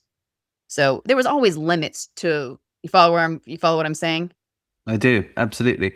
And we're gonna get there where actually I want to find out what it would cost to put that in, and do a bit of a shout out to our listenership and our viewership to perhaps help with that. But just before we go to that stuff, have you had special needs people Roman riding? I have. We had Rock Incredible. Roman riding. Tell us about Rock. Give us Rock's biography. And Okay. how did you get him Roman riding, and what was the result for him? Oh, I love Rocky. Rocky's great. So Rock came to us back in my very first days after me becoming a path instructor. And I was doing everything by the book, the way Path said it. Do it like this, do it like this. And I was like, okay, I'm going to stick to what I know, what I've been taught. And it wasn't working. Yeah. He had a great like first month, and then all of a sudden he's regressing. Bad. He's trying to bite me, he's hitting the horse, he's hitting his family members, he's biting the sidewalkers, he's hitting them. And anytime he was on a horse, it was just going backwards. And I was failing him as a teacher. And why was it And going backwards? I'm sorry? Why was it going backwards? Oh, why? Well, at the time I didn't know why it was going backwards, but he was definitely not comfortable, and it was not putting him in that state that I wanted to see him in. He would get on the horse for a minute and then he was off again. And Rocky, once you know about him and his family, like, Rocky is an adrenaline junkie. He's the kid that you have to call the fire department for because he's climbed a tree and he literally can't get down. And so I was hoping and praying that his mom would ask me to teach him how to trick ride. I'm like, I feel like Rocky wants more than he doesn't want pony rides. He needs something where he can physically challenge himself. Because when you know about his history, again, And he can grew up obviously riding. follow direction, right? He can follow top-down instruction. He can, to a point. His brother was a huge asset to me teaching Rocky how to trick ride. So we stopped riding after a while. His mom's like, you know what? He's getting violent. Let's just stop for a minute. His mom happened to be a professional dancer at one point in her life for a football team. I believe she was a dancer for the Dallas Cowboys. And she called me up and she's like, look, do you mind teaching him how to trick ride? And I was like, what? What was his diagnosis, by the way? Autism. Okay. That's it. I don't know where he gets overstimulated very easily. He has no patience to wait for anything. He's not very verbal. He will talk once in a while, but you're not going to have a conversation with Rock the way me and Rowan have a conversation. Okay. He's very different. And when he does get angry, he lashes out or he runs. And that boy can run like nobody's business. That's a story for another day, but I chased him down with a car once. Really? He was like a half mile down the street before I could even get out of the driveway. With his helmet on, though. He had his helmet on, so at least everyone knew where he was running from. I'm like, oh my gosh. But anyway, I was really worried in the beginning if it was going to work, because for a kid who got overstimulated about everything, now she's asking me to teach him how to trick ride. Now I have to touch him. I have to physically move him in certain positions. And how is he going to receive that? And as soon as he realized what I was asking to do and he could tune into the sensation of having to balance on the horse, everything changed. It was like a flip switched in Rocky's head, and he wanted more of it. So by the end, and we did this for 5 or 6 years. When you came to the show, you saw Rock probably in the most uncomfortable experience that he's had, because he had just hurt his leg. And he wanted to be in the show so badly, but he didn't have the ability to do all of the stunts that he was doing because his leg was in a cast. But he still wanted to be there. Rock, when we would do shows, our call time for every student was an hour before a show. Rocky's call time was 5 minutes before the show started. Because if he sat around, I would lose him. Yeah. Like he could not sit around and wait. That was not what Rocky did. So by the end of it, Rock could step off the side of the horse at a run, touch the ground, get back up on the horse. He could do it around the world, a complete 360 turn on the horses in the saddle at a run, and he could With the stand horse up in canter. in a canter. Yes, and he could stand up on the horse at a run. At what age? And he was 16 or 17 Okay. before we It's our funny. I program. can feel my own neurons firing as you talk through the process, even at the standstill, let alone what the explosion of neuroplasticity that this must cause. Oh, and he learned how to vault at Okay. a trot. He never trotted at a canter, but he vaulted at a trot. And the day he figured out how to vault up onto the horse, trying to teach a nonverbal man basically how to manipulate their bodies to jump up on a moving animal was so tricky, but he did it. And Incredible. a lot of it was us like whisking him up there at just the right time to help him understand what he was supposed to do. But Rock was a kid that if he could feel it, he could do it. Okay. And once he felt it, he loved it. And I remember like in the show that you watched, I don't know if you were there the very last day. No, you had left. The people watched him. He was having a moment because he had his leg in the cast and it was overstimulating for him. And I Yeah. looked at him and I said, Rocky, do you want a canter on Romeo? And he said, yes. I said, okay. So what we would do when he was overstimulated was I'd just take him out there in the ring and I would just canter. I'd say, all right, Romeo, hop. And Romeo would just canter in the circle. Everybody thought that was the trick. That was not the trick. That was me getting Rocky back mentally focused. And we would just go around and around and around and until I could see the calm just come over him because he loved the ride. He loved the Almost like sensation. lunging a horse and waiting till the eye gets soft. Yeah. Yes. That's exactly it. Yes. I would lunge Rocky on the horse, waiting until his eyes just softened up. And then he was like, okay, I'm good. And everyone started to cheer and Rocky would look at me and I'd look at him and we're like, we haven't even gotten started yet, guys. Like that was the warm up. Hang on.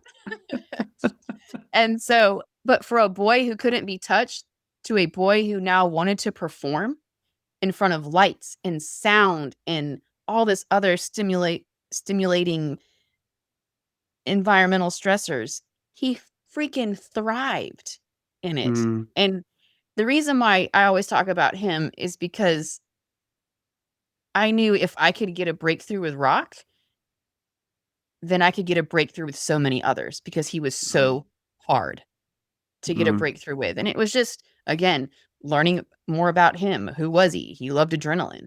With the Roman riding, he did great. He did great with that in the beginning. How did you show him how to do it? Did you have to stand behind him? Yes, there were actually, this was a lot of people. We had two people on the head of each Roman riding horse. And then we had a side walker on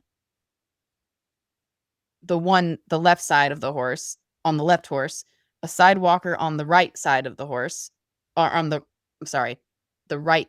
When you're Roman riding, you have a left foot and a right foot horse. You have one side walker on the left, one side walker on the right horse, and then we had two back riders. And I had ropes set up. Yeah, so to get him to Roman ride, it took 1, 2, 3, 4, 6 of us to give him this experience. And so I would back ride, Brooke would back ride on the other Roman riding horse. And then as he would, and her and I were on the croups of the horses. And then I would just show him, all right, step 1, you're going to kneel. And Rock was really great at copying what we did. And so what was neat was once he was able to stand up and he was holding onto ropes that I had placed on the rigging. He never had the reins in his hands. But once he was able to stand up, his body would self-adjust. Like you could see him losing his balance and he would pick up his foot and he would put it down in a new place on the back of the horse naturally without me having to say anything. And so it was really teaching him to find this self-awareness that he had to find instinctually. There's nothing, but when it comes to Roman riding, you can tell everybody in the world what to do, but there's a matter of just doing it and getting up there and standing on the animals. I mean, I think it's the hardest stunt to do, honestly. I mean, it's Yeah. the one stunt you're not attached to the horse to. You're literally surfing on 2 surfboards that have 2 different minds of their own, and they're not always going the same speed, and they're not always, moving in the same rhythm. And so what he was doing naturally was I was floored by it because he was being able to self-adjust, and he wouldn't last very long in the arena. He could maybe stand for a full lap around the arena, which is actually pretty Okay, good at that's a a lot of lot. Roman riding. Like, that's a lot before, like, it was a lot. And he did it so well, and he just really learned how to move his body. No, did he ever take the reins and Roman ride? No, he did not. But could he stand on 2 moving horses walking around an arena? Yes, he could. And he could do that in And the that's show. his art. He never did that in the show. Okay. No. But even so, yeah, it's a massive achievement. Yes, absolutely.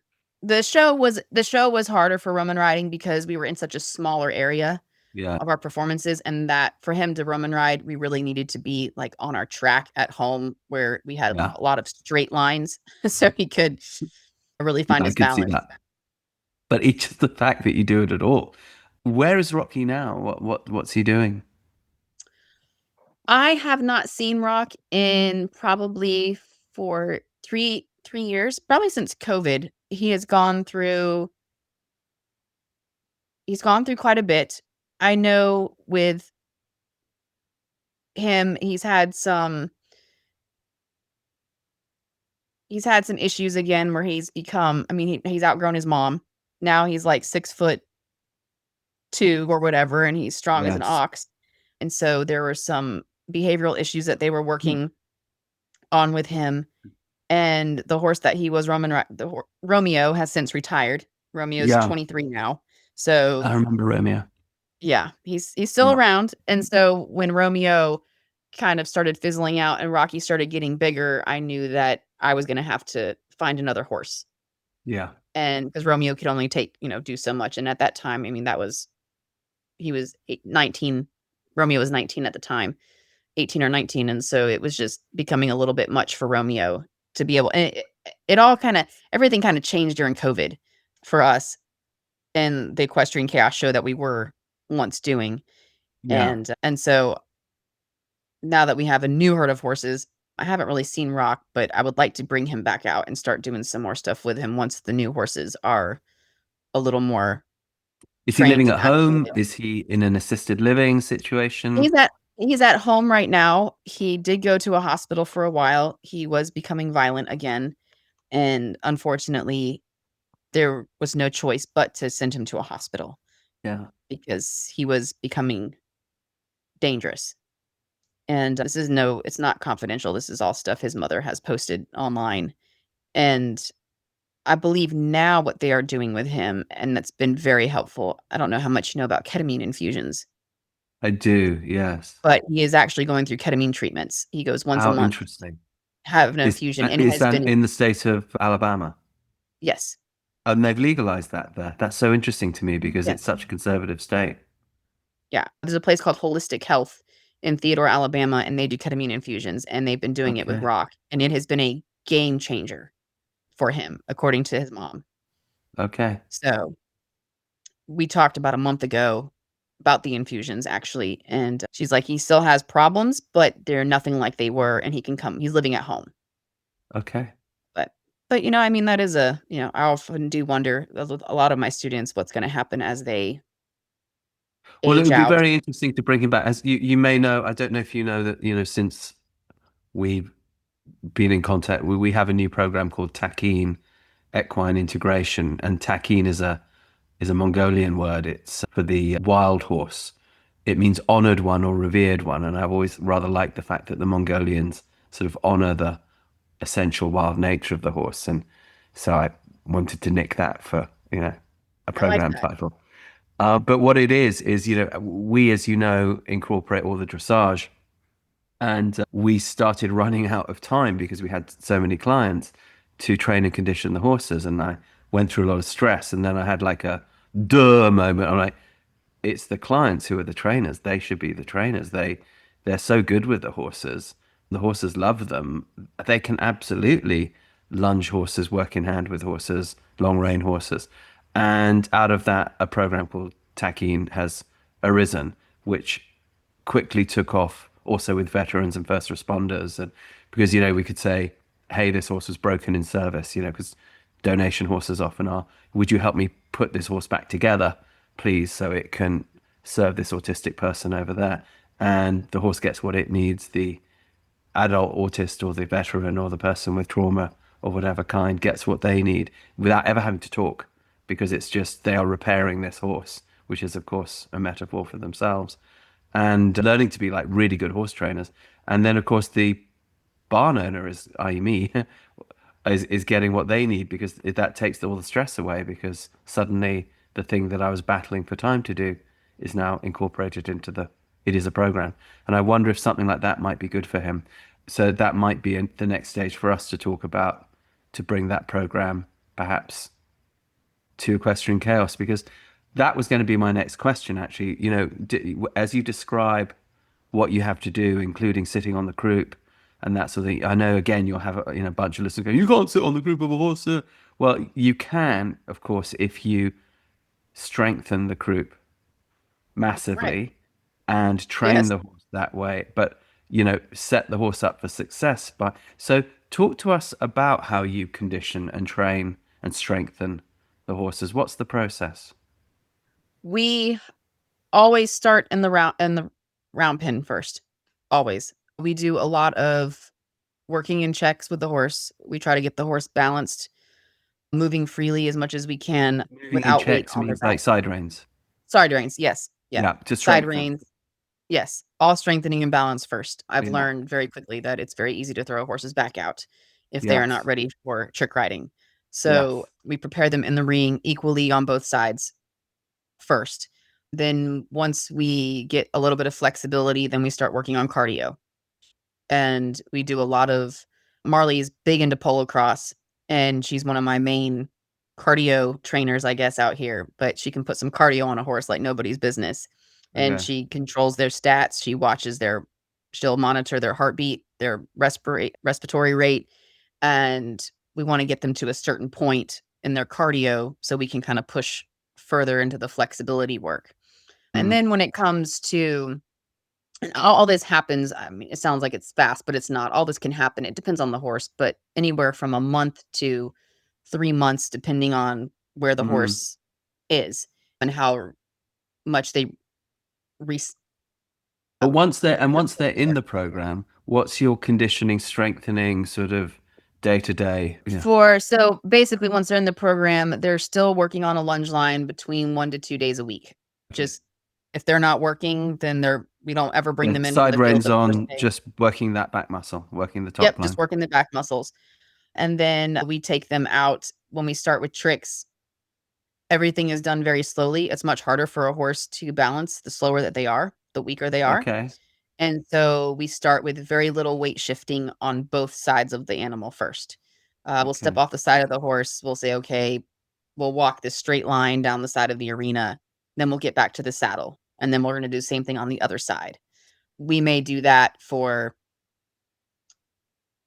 another couple of weeks until I know that their back is good, and then we'll pick it up to a trot.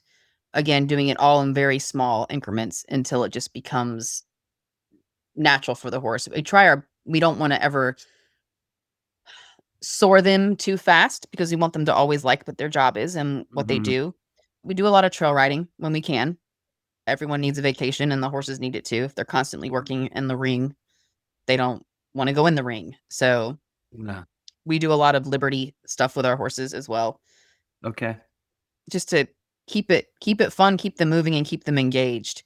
But Mm. normally, I mean, their work week, it's typically when we're finished doing it all, usually we're trick riding on them once or twice a week with practices, and then the rest is just the fine-tuning work, whether it's cardio, whether we're working on maybe working more off fine-tuning leg pressure or, Roman riding.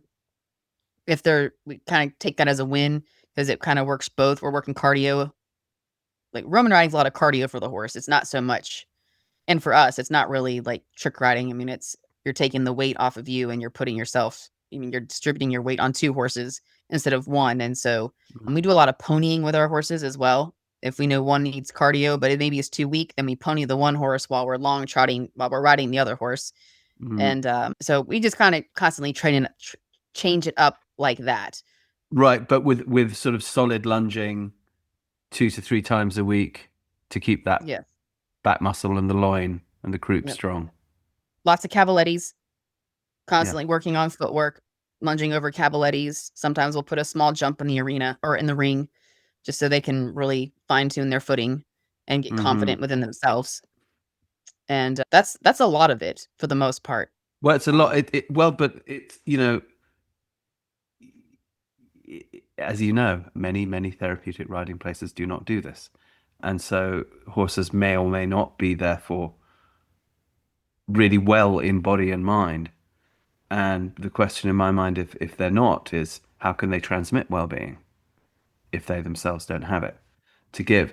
And it's often not the fault, I think, of the people who might be running a program where that's not going on, because maybe they haven't had that education. But it's, I know I'm always looking for people who are really open to how can we get better and better at our horsemanship, not just say, well, I don't do that stuff because I only do this stuff, Okay, so there's one other person I'd like you to tell us about a little bit. I remember during the show there was a very big African-American young man who had suffered a terrible football injury, right? And I found him really intriguing because there was so much going on inside of him, but what he could express was so just a twinkle in the eye and a half smile from that man said volumes. Tell us a little about him and how he ended up in your program and where he went with you.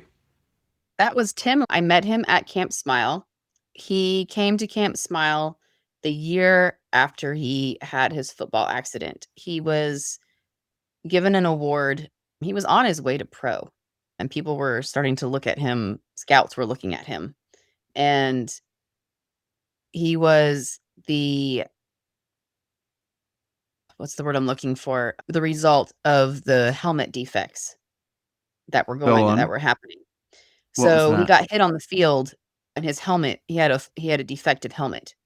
Okay. And suffered a traumatic brain injury. He got hit on the field, was conscious, and then right about 2 or 3 minutes after he was hit, he collapsed and suffered a brain bleed. And that is what paralyzed him on his left side completely. So when he came to us, he was probably about 250 pounds, strong as an ox, because he just came from like a full football career, or on his way to doing a full-time football career, to now living in a wheelchair. And the fight for Tim was to try to get him as independent as possible and trying to get his brain to rewire everything as best as we could. That was the doctor's plan. His mom was a warrior of a woman, and I tell you, she fought for him. Like, every person needs an Evelyn, his mom. Like, Evelyn was amazing, and just such a fighter for him. But he lost everything on his left side. He lost the ability to talk. He lost the ability to walk. And so when we started working with him, I'm like, okay, if you can't use your left side, let's use your right side.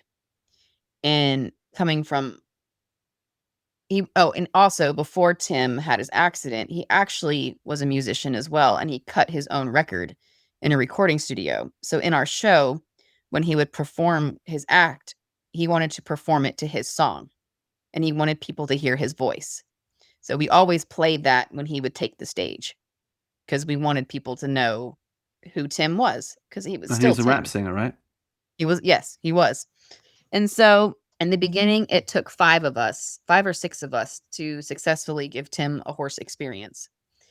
And then by the time you saw him, he could ride for short periods of time. He could ride totally on his own with the right horse. We would never leave him alone very long because obviously if he were to fall, he was high risk with already having a brain injury.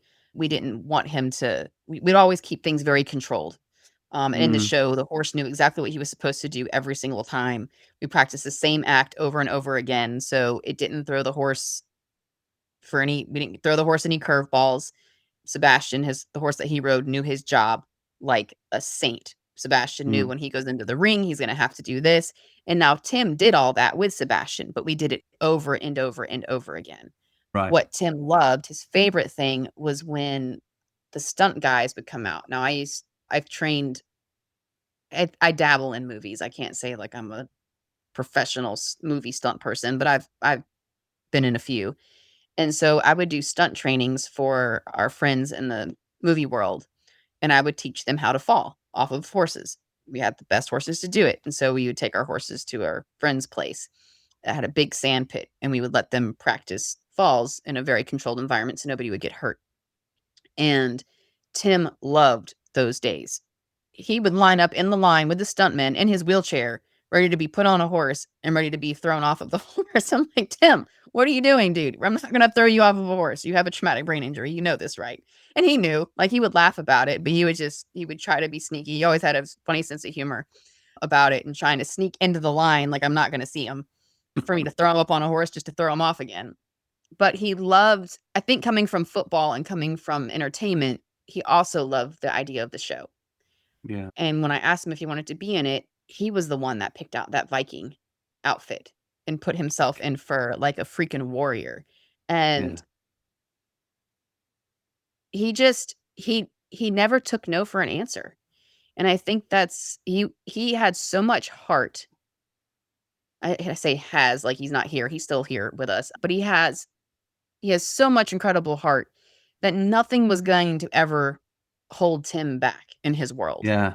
And I think that's the secret to a lot of what we do just in life in general, is if we could be more like Tim and not give ourselves limitations. Yes, Tim knew what he used to do. He remembers grabbing the football and running through the goal lines and making the field goals. And like, he remembers that. He'll never do that again. But he could get up on the horse.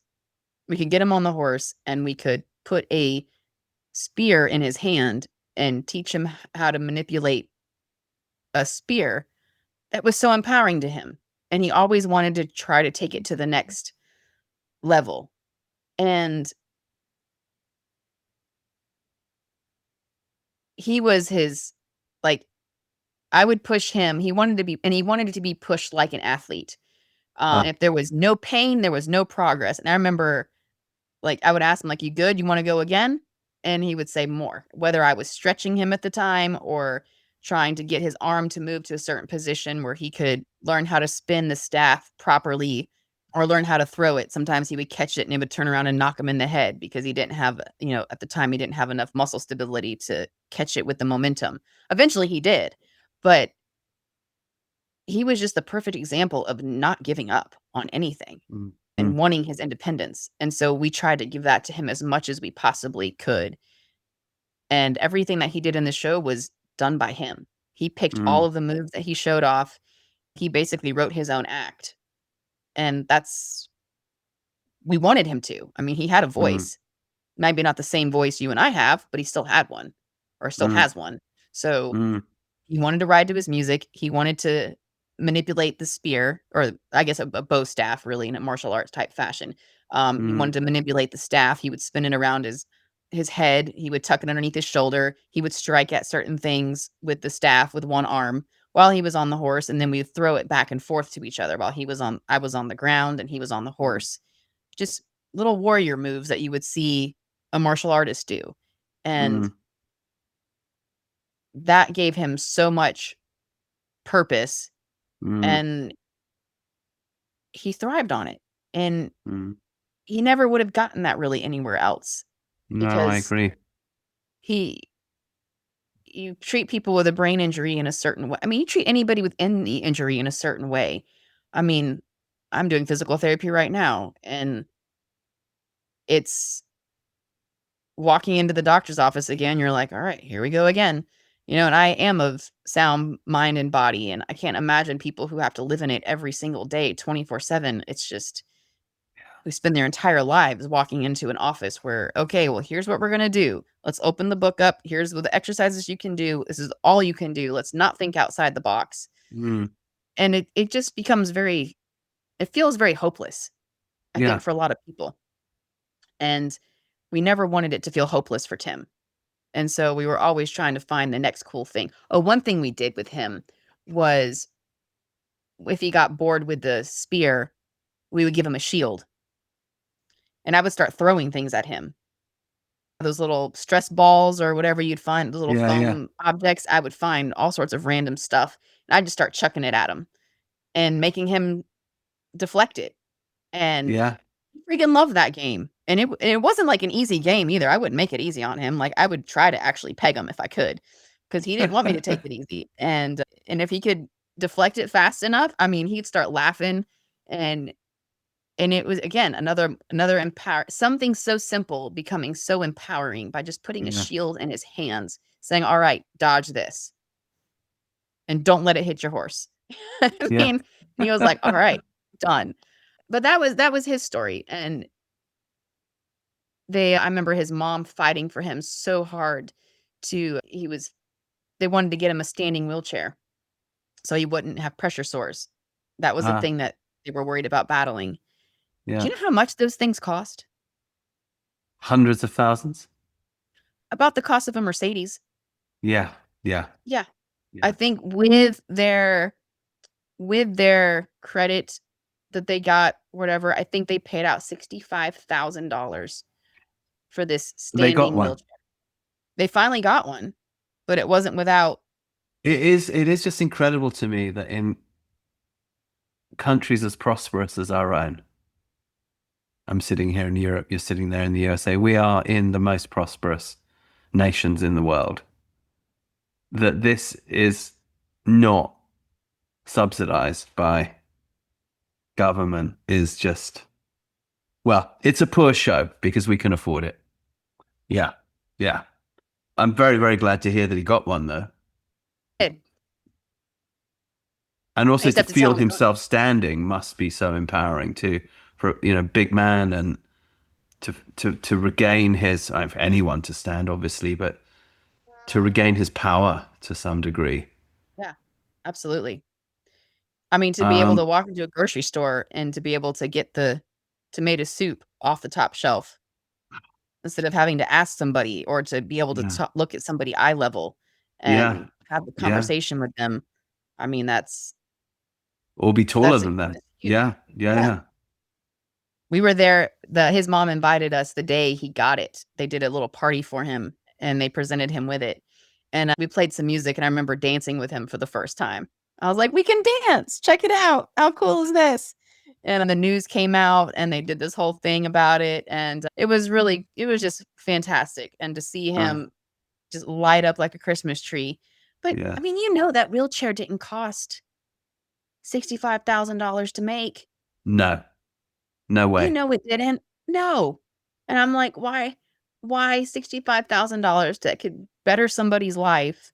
Yeah. You're going to charge them. I mean, they've already, this kid was on his way to going pro and heading, colleges were already recruiting him. And now his mom, he was the last one, the youngest one. And now his mom, his senior year of high school, has to stop all of her life because her baby just got hurt and now needs 24-hour care. Yeah. That's a hard hit. Yeah. I mean, on everybody, not just Tim, but the whole family. I mean, Tim just had his whole life taken away just like that. And then now mom, who thinks her son's about to move out and go to college and have a family and wife of his own, now all that's out the window. I mean, so yeah, there's definitely something, I don't know. You just wonder what's the future holds for a lot of these people in these circumstances, because we work with lots of programs where we work with a program called the Dream Program, and it's they are all adults. And a lot of the time they show up to our facility and these adults are 40, 50 years old and their parents are 80. Yeah. And they're like, we're trying to create a network, a village for people, because when we pass away, what are we going to do? Yeah.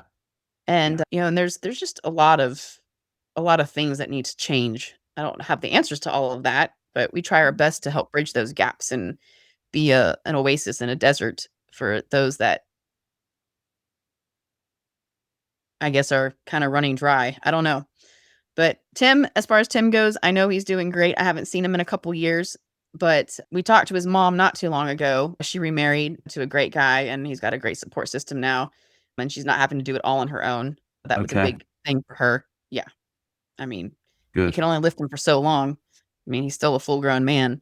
So, Well, again, maybe he can go into the horse training side. It's interesting. My friend Henrik Koff and his wife Gitti Berghoff, who run the amazing horseboy place at Green Care Farm in central Germany, and their son Julian, who's equally amazing in a wheelchair. We've taken him fox hunting. really? Yes. Awesome. 3 years now.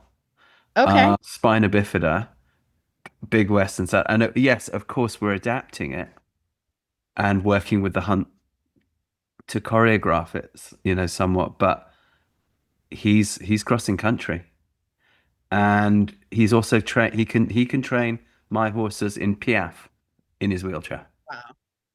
That's And I fabulous. think more and more that's kind of where we need to go as people Yeah. get adult, to say, well, come into the program and be a team member. No longer be a Sure. service user, right? Be a service provider. You've reached that point now. Here's a question before we move so we're approaching the 2-hour mark. I just want to ask you that, to do what you do is predicated to some degree on people being able to follow top-down instruction with that kind of cognition. What do you do when you have, like, when Rowan was very small, there's no way he could have followed any kind of top-down instruction. What do you do in those cases? Go back to the back riding and such. What we do in those cases is we basically just follow their lead. Okay. And what they enjoy and what they want to do. If all they enjoy doing is getting on the horse and maybe just trotting around in the woods, and if I back ride with them and they like that sensation, then we just kind of stop there. If that's where Yeah. we're getting progress, then we'll go to that point, and then I don't push it further than what they're Right, you're not willing wedded to to the trick thing. Yeah. Sure. Yeah. Absolutely. No, we do lots of things. We've had a sensory, not right now at our new place, but we had a sensory trail in our woods where we would take them out and we would draw on the trees with chalk. We would play hide and seek with on the horses or off the horses. It really just depended on what the student Yeah. wanted. One little girl that we had, she This loved. is all dear to my horseboy heart to hear this. Yeah. Yep. She loved sign language. She understood words, but she would not speak on her own. But once I taught her some sign language, then she jumped on board with that. And every time, like, we had this little snail statue on our trail, and every time we'd pass the snail, she would sign snail, or I would say right or left and give her the sign for it, and then she would tell me which way she want to go with her hands instead of having to verbalize it. And whatever they wanted to play. We had this game with foam noodles, and these two twins that were autistic, they would come out and we would play the telescope game, and we put the foam noodles up to our eyeballs like telescopes, and we would try to find mom and dad through the telescope. And that was what we did. And then we Yeah. would find them, we'd go and we'd try to run mom and dad over. They thought that was the funniest thing, was to run them over on the horse. So that's what we did. So whatever just made them want to be there. That's what we did with them. We tried to make it a complete yes environment. We tried to not make it an environment of no's, because they get told that enough.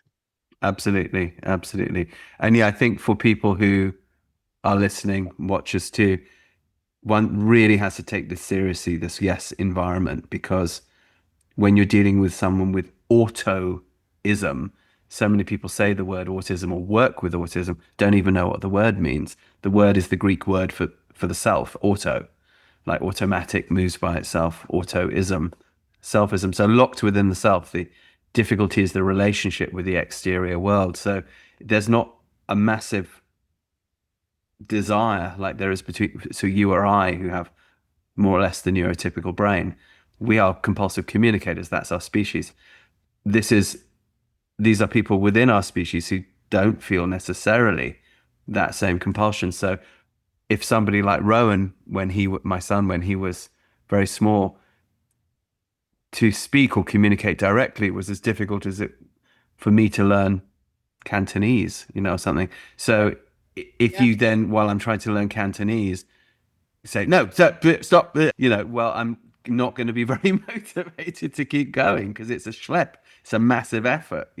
Why would I continue to make this effort? So yeah, one of the things I really appreciate about what you do is it is this environment of yes, and you absolutely set the environment up so you don't have all the dangerous stuff that you would have to say no to. So, and then it's such a ridiculous irony that someone might sort of from the traditional path thing might look at you and say, "Oh, that's dangerous," where in fact you take such care of the safety to a level that's in the stratosphere compared to what's going on at the average, place, and the level of professionalism, and yet there you are having to justify it. But you create the absolute, your work is masterful, frankly. It's masterful. Well, thank you. I take my hat off. You are one of my heroes, you and Jason both, and Brooke and Marley. And I still to this day scratch my head. And when I watch you kind of create this quantum world where what should not be able to happen happens.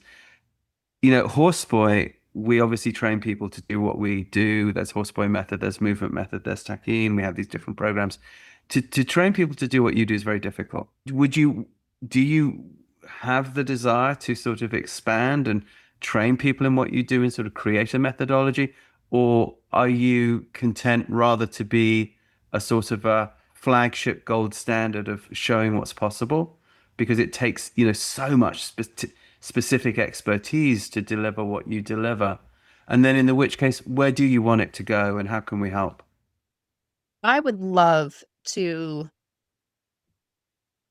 be able to bring this to other facilities.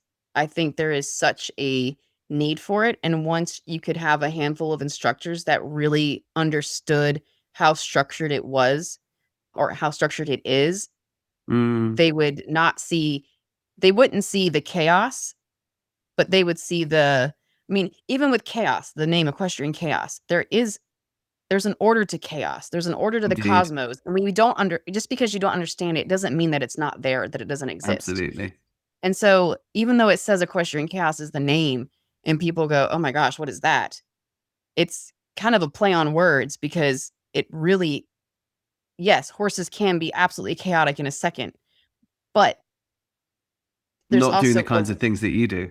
No, Right. absolutely. But, theatrically, and I think in terms of the minds of the service users, the clients who are coming to you, this idea that you're giving them a part of the show, Equestrian Chaos, with the excitement, the passion, the dreamlike setting free, it's actually incredibly structured and detailed, like all performances are, as you started with your flute, and but I think to call it that name is both incredibly brave because you caught the disapproval of the disapprovers, and at the same time it means that anyone who's like overly therapized, being told what to do every day, just that name alone is going to make you think, ooh, that might be an experience worth having. I think I want to go check out those people.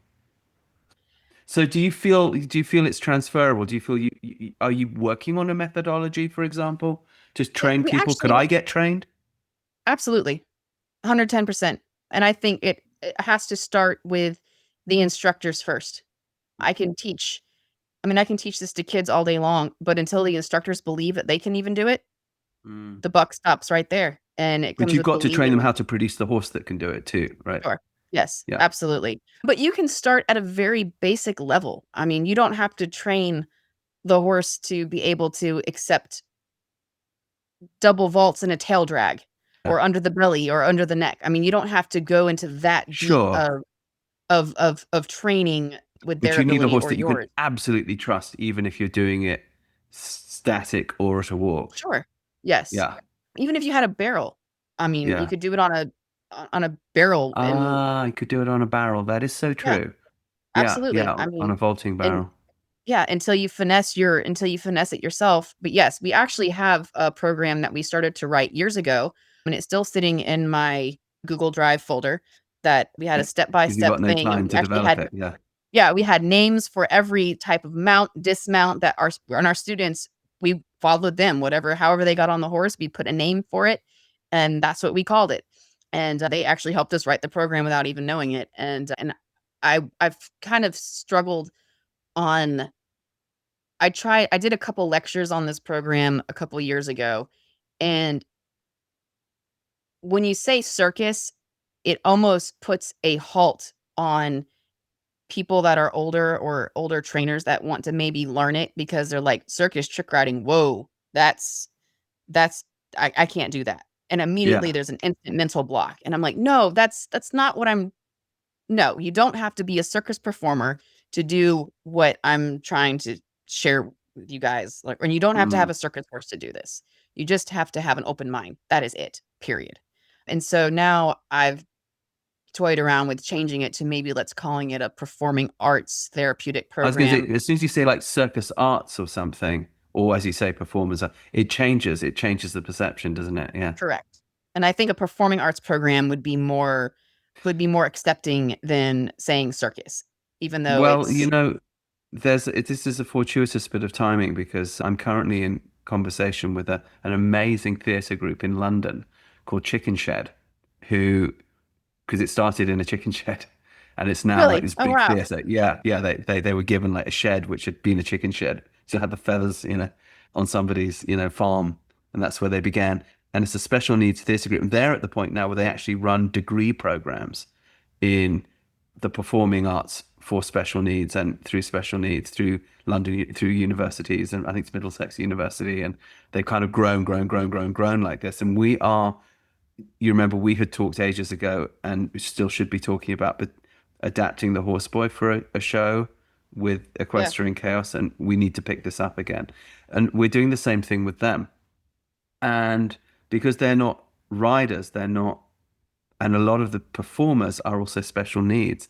So I wanted them to take the story and see what they do with it, and also have Rowan be, obviously a voice in this, and a producer and a narrator and a writer. But these people are going to need, when you said vaulting barrels, I'm just immediately thought, oh yes, in the show, in a theatre in London, you could have people riding and trick riding on barrels that are moving to some degree and doing that thing. And we would need someone who knows how to teach them. We would need a consultant. And I think that person might be Celisse Barrett. I know What do you I think? know her. Yeah, do you That know sounds her? great. Yeah, Yeah. yeah, yeah, We've done that. So when we teach, we also teach adaptive archery since the yeah. archery has Okay. taken off. And the one thing we do is we actually strap barrels to a trailer, a flatbed trailer. And when they're learning how to load the arrow in motion before putting them on the horse and wasting the horse's energy and theirs, we hook it up to our car and we drive around the arena. And Oh, it's what a like good people idea. line up like it's a dang roller coaster ride. They're like, me next, me Yes, I next. would do it. I totally do. I love it when we hook up the barrels. But yeah, we practice loading in motion that way. Yeah. And yeah, you could put a vaulting barrel easy on some wheels and make it a whole theatrical thing and have people pull it through the stage and while doing different tricks and things on the horse. Oh yeah, you could totally do that. All right. That's So I think we need to meet in London and workshop this. perfect. Yeah? You Yes, willing to come? let's do it when you want to do it. Okay. Okay. It'll be this coming year. And if you can come up with your sort of level one entry training for Okay. sort of performance, I will take it, and I think All right. most of our viewers and listeners would too. So please, so we're all like, okay, when are we all going to do our Equestrian Chaos workshop? And you now have a new facility. I know you guys travel, of course, a lot with the show, but you have a new facility in Mississippi, sort of close to New Orleans. right? It's sort of not far over the state We're line. about 2 hours from New Orleans. Right. We're 24 miles from the Mobile. State line. We're right on the state line. Right. So it's Yes, it's doable. So I think a lot of people would also love to absolutely. come out and check out your program. How do we support you? How do people donate to you? How do people come to you to be working students? Just give us all the coordinates. So right now, our website is equestrianchaos.com. There is my email directly on there if someone wants to contact me about donating something specific. We are literally rebuilding from the ground up. When we moved to this new facility, the facility was, we weren't expecting to have to move so quickly. We were renting the other facility we were at for 14 years, and we had 3 months to move everything, to find a I place, remember. close on it, Yeah, it move was. the barn. So we are currently getting electricity run to the back 14 acres that we have that has no electric or water right now. That's actually happening as we speak. And the next step will be to build out our arena the way we need to actually have it, the And you professional mentioned that arena that we you would need. love to have an aerial support system Oh my uh, gosh. Yes. that travels with people. What does that cost to put in? That's $1 million question. I don't know, to be perfectly honest. I know it's going to cost, I would have to guess. My first thought is anywhere between 25 to $50,000 to put It's not something like much, that though. in. That's very It may not. doable. I mean, nowadays I feel like it's definitely doable. I've never actually researched it further than just looking at how it is set up. Like, Cost it oh, that up. would be Cost it great to up. do And if we if you could do do that. that, we'll do a GoFundMe through Horseboy to help you raise money for that. Because That would be phenomenal. I mean, I can't.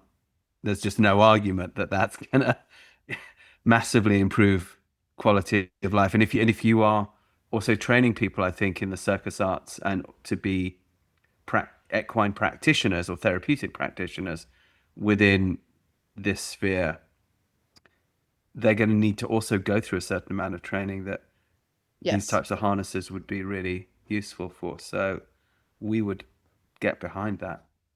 And there's so many people that could benefit from it. I mean, not just from even the practitioners. Nobody wants to fall and get hurt. I understand that 110%. I'm on that team 110%, and I don't want anyone falling and getting hurt if they don't have to. And the rehab benefits, like, yeah, I taught this woman into her 70s, and there are so many times where I Yes. wish I just had a safety harness for her because her anxiety. I could totally see this with people who've had suffered strokes, people who aren't so Yes, mobile.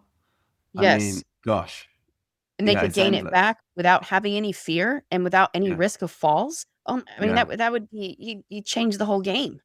yeah, it would. So Okay, yeah, if you think that's my 50K would do big it, dream. Say what? let's get that money. Let's get that Yeah. money. And by the way, listeners and viewers, they are a non-profit, correct? You are a Yes, non-profit? we are a Yeah, so nonprofit. you can donate tax deductibly, and you should give Yeah. Celisse money now. Right to her, go to her website, equestrianchaos.com. Do you have a donate button on there? Do Yes, you have? we Yeah. do. Okay. Yep, on the Please go website. to equestrianchaos.com and hit the donate button and send money so that they can do more. Please, I'm asking you, as Rupert, Auntie Rupert is, making On this to you, request. Rupert. All right.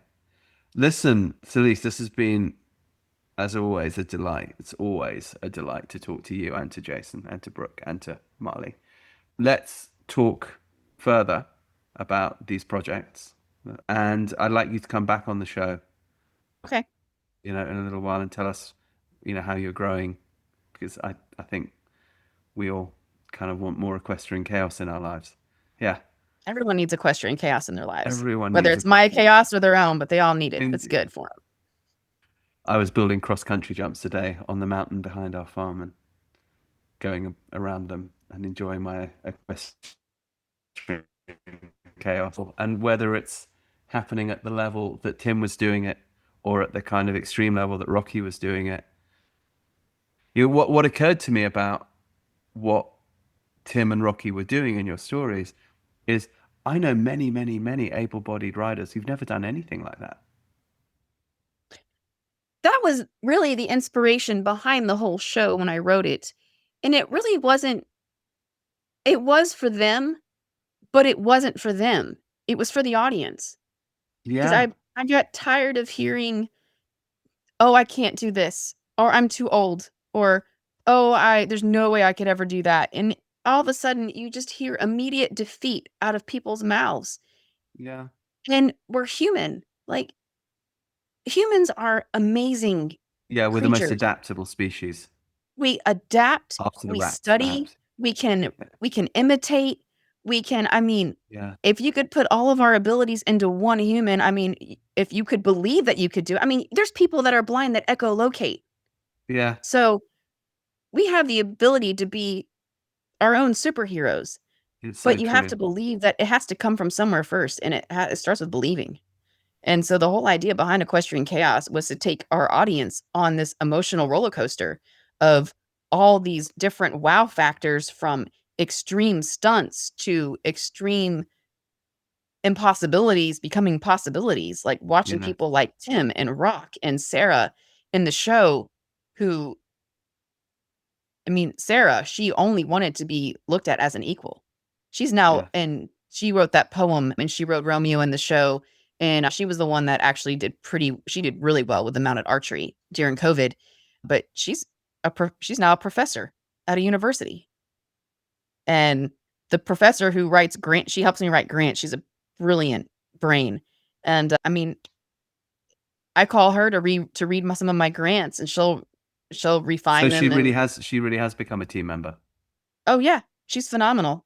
And then now she Amazing. calls me, because she called me a couple weeks ago wanting to know how to adapt her class, because she had a few people with special needs in her class. And she's like, all right, I need your advice. I'm like, whoa, the doctor's coming to me for advice? Because she's working on her doctorate now. And I've just been so humbled And what by, was her special gosh, need? she has cerebral palsy, Okay. or has cerebral Yeah. palsy. And her big thing was, in the show, we would dismount her in front of the audience. She would come out riding on the horse, and then she would dismount off of Romeo, and we would bring her canes, and nobody knew that she couldn't walk. That's right. And that was Do you her remember her statement. She poem? asked to do that. Do you remember her poem? I remember parts of it. It's In actually on I believe it's on our website or on our YouTube video, but what is the part that springs to mind, the fragment that the last line, okay. in flight, she is free. In flight, she is free. Yep. In flight, she is free. That's the very last line of her poem. If I could think of anything that epitomizes you and what you do, it's in flight, she is free. And by extension, freeing everybody else who comes into contact with you.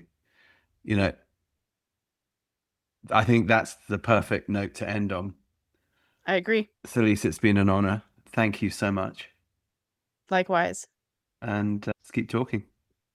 Sounds good. Talk about London. I'm looking forward to it. Well, all right, my friend. All right. Talk soon. Till next time. All right. Love to all. Bye-bye. Bye. I hope you enjoyed today's conversation as much as I did. If you like what we're doing here, please do like, subscribe, tell a friend. It so helps us to get this valuable work done and the message of equine assisted stuff out there. And if you're interested in more conversations, you might want to check out our Live Free, Ride Free podcast. And if you'd like to support the podcasts, please go to rupertisaacson.com and click on the Patreon link. If you're a professional in the equine assisted field or are considering a career in the equine assisted field, you might want to check out our 3 certification programs: Horseboy Method, Movement Method, and Takhin Equine Integration. You can find all of those over on newtrailslearning.com. And finally, if you want to check out our cool rock and roll themed merch, back on rupertisaacson.com, please click on shop. You'll find all kinds of fun goodies there. And if you're looking for a way to spend time until the next podcast, you might want to consider reading the books that kicked all this off: The Horseboy, The Long Ride Home, and The Healing Land. So see you next time on Equine Assisted World. Join us for the adventure.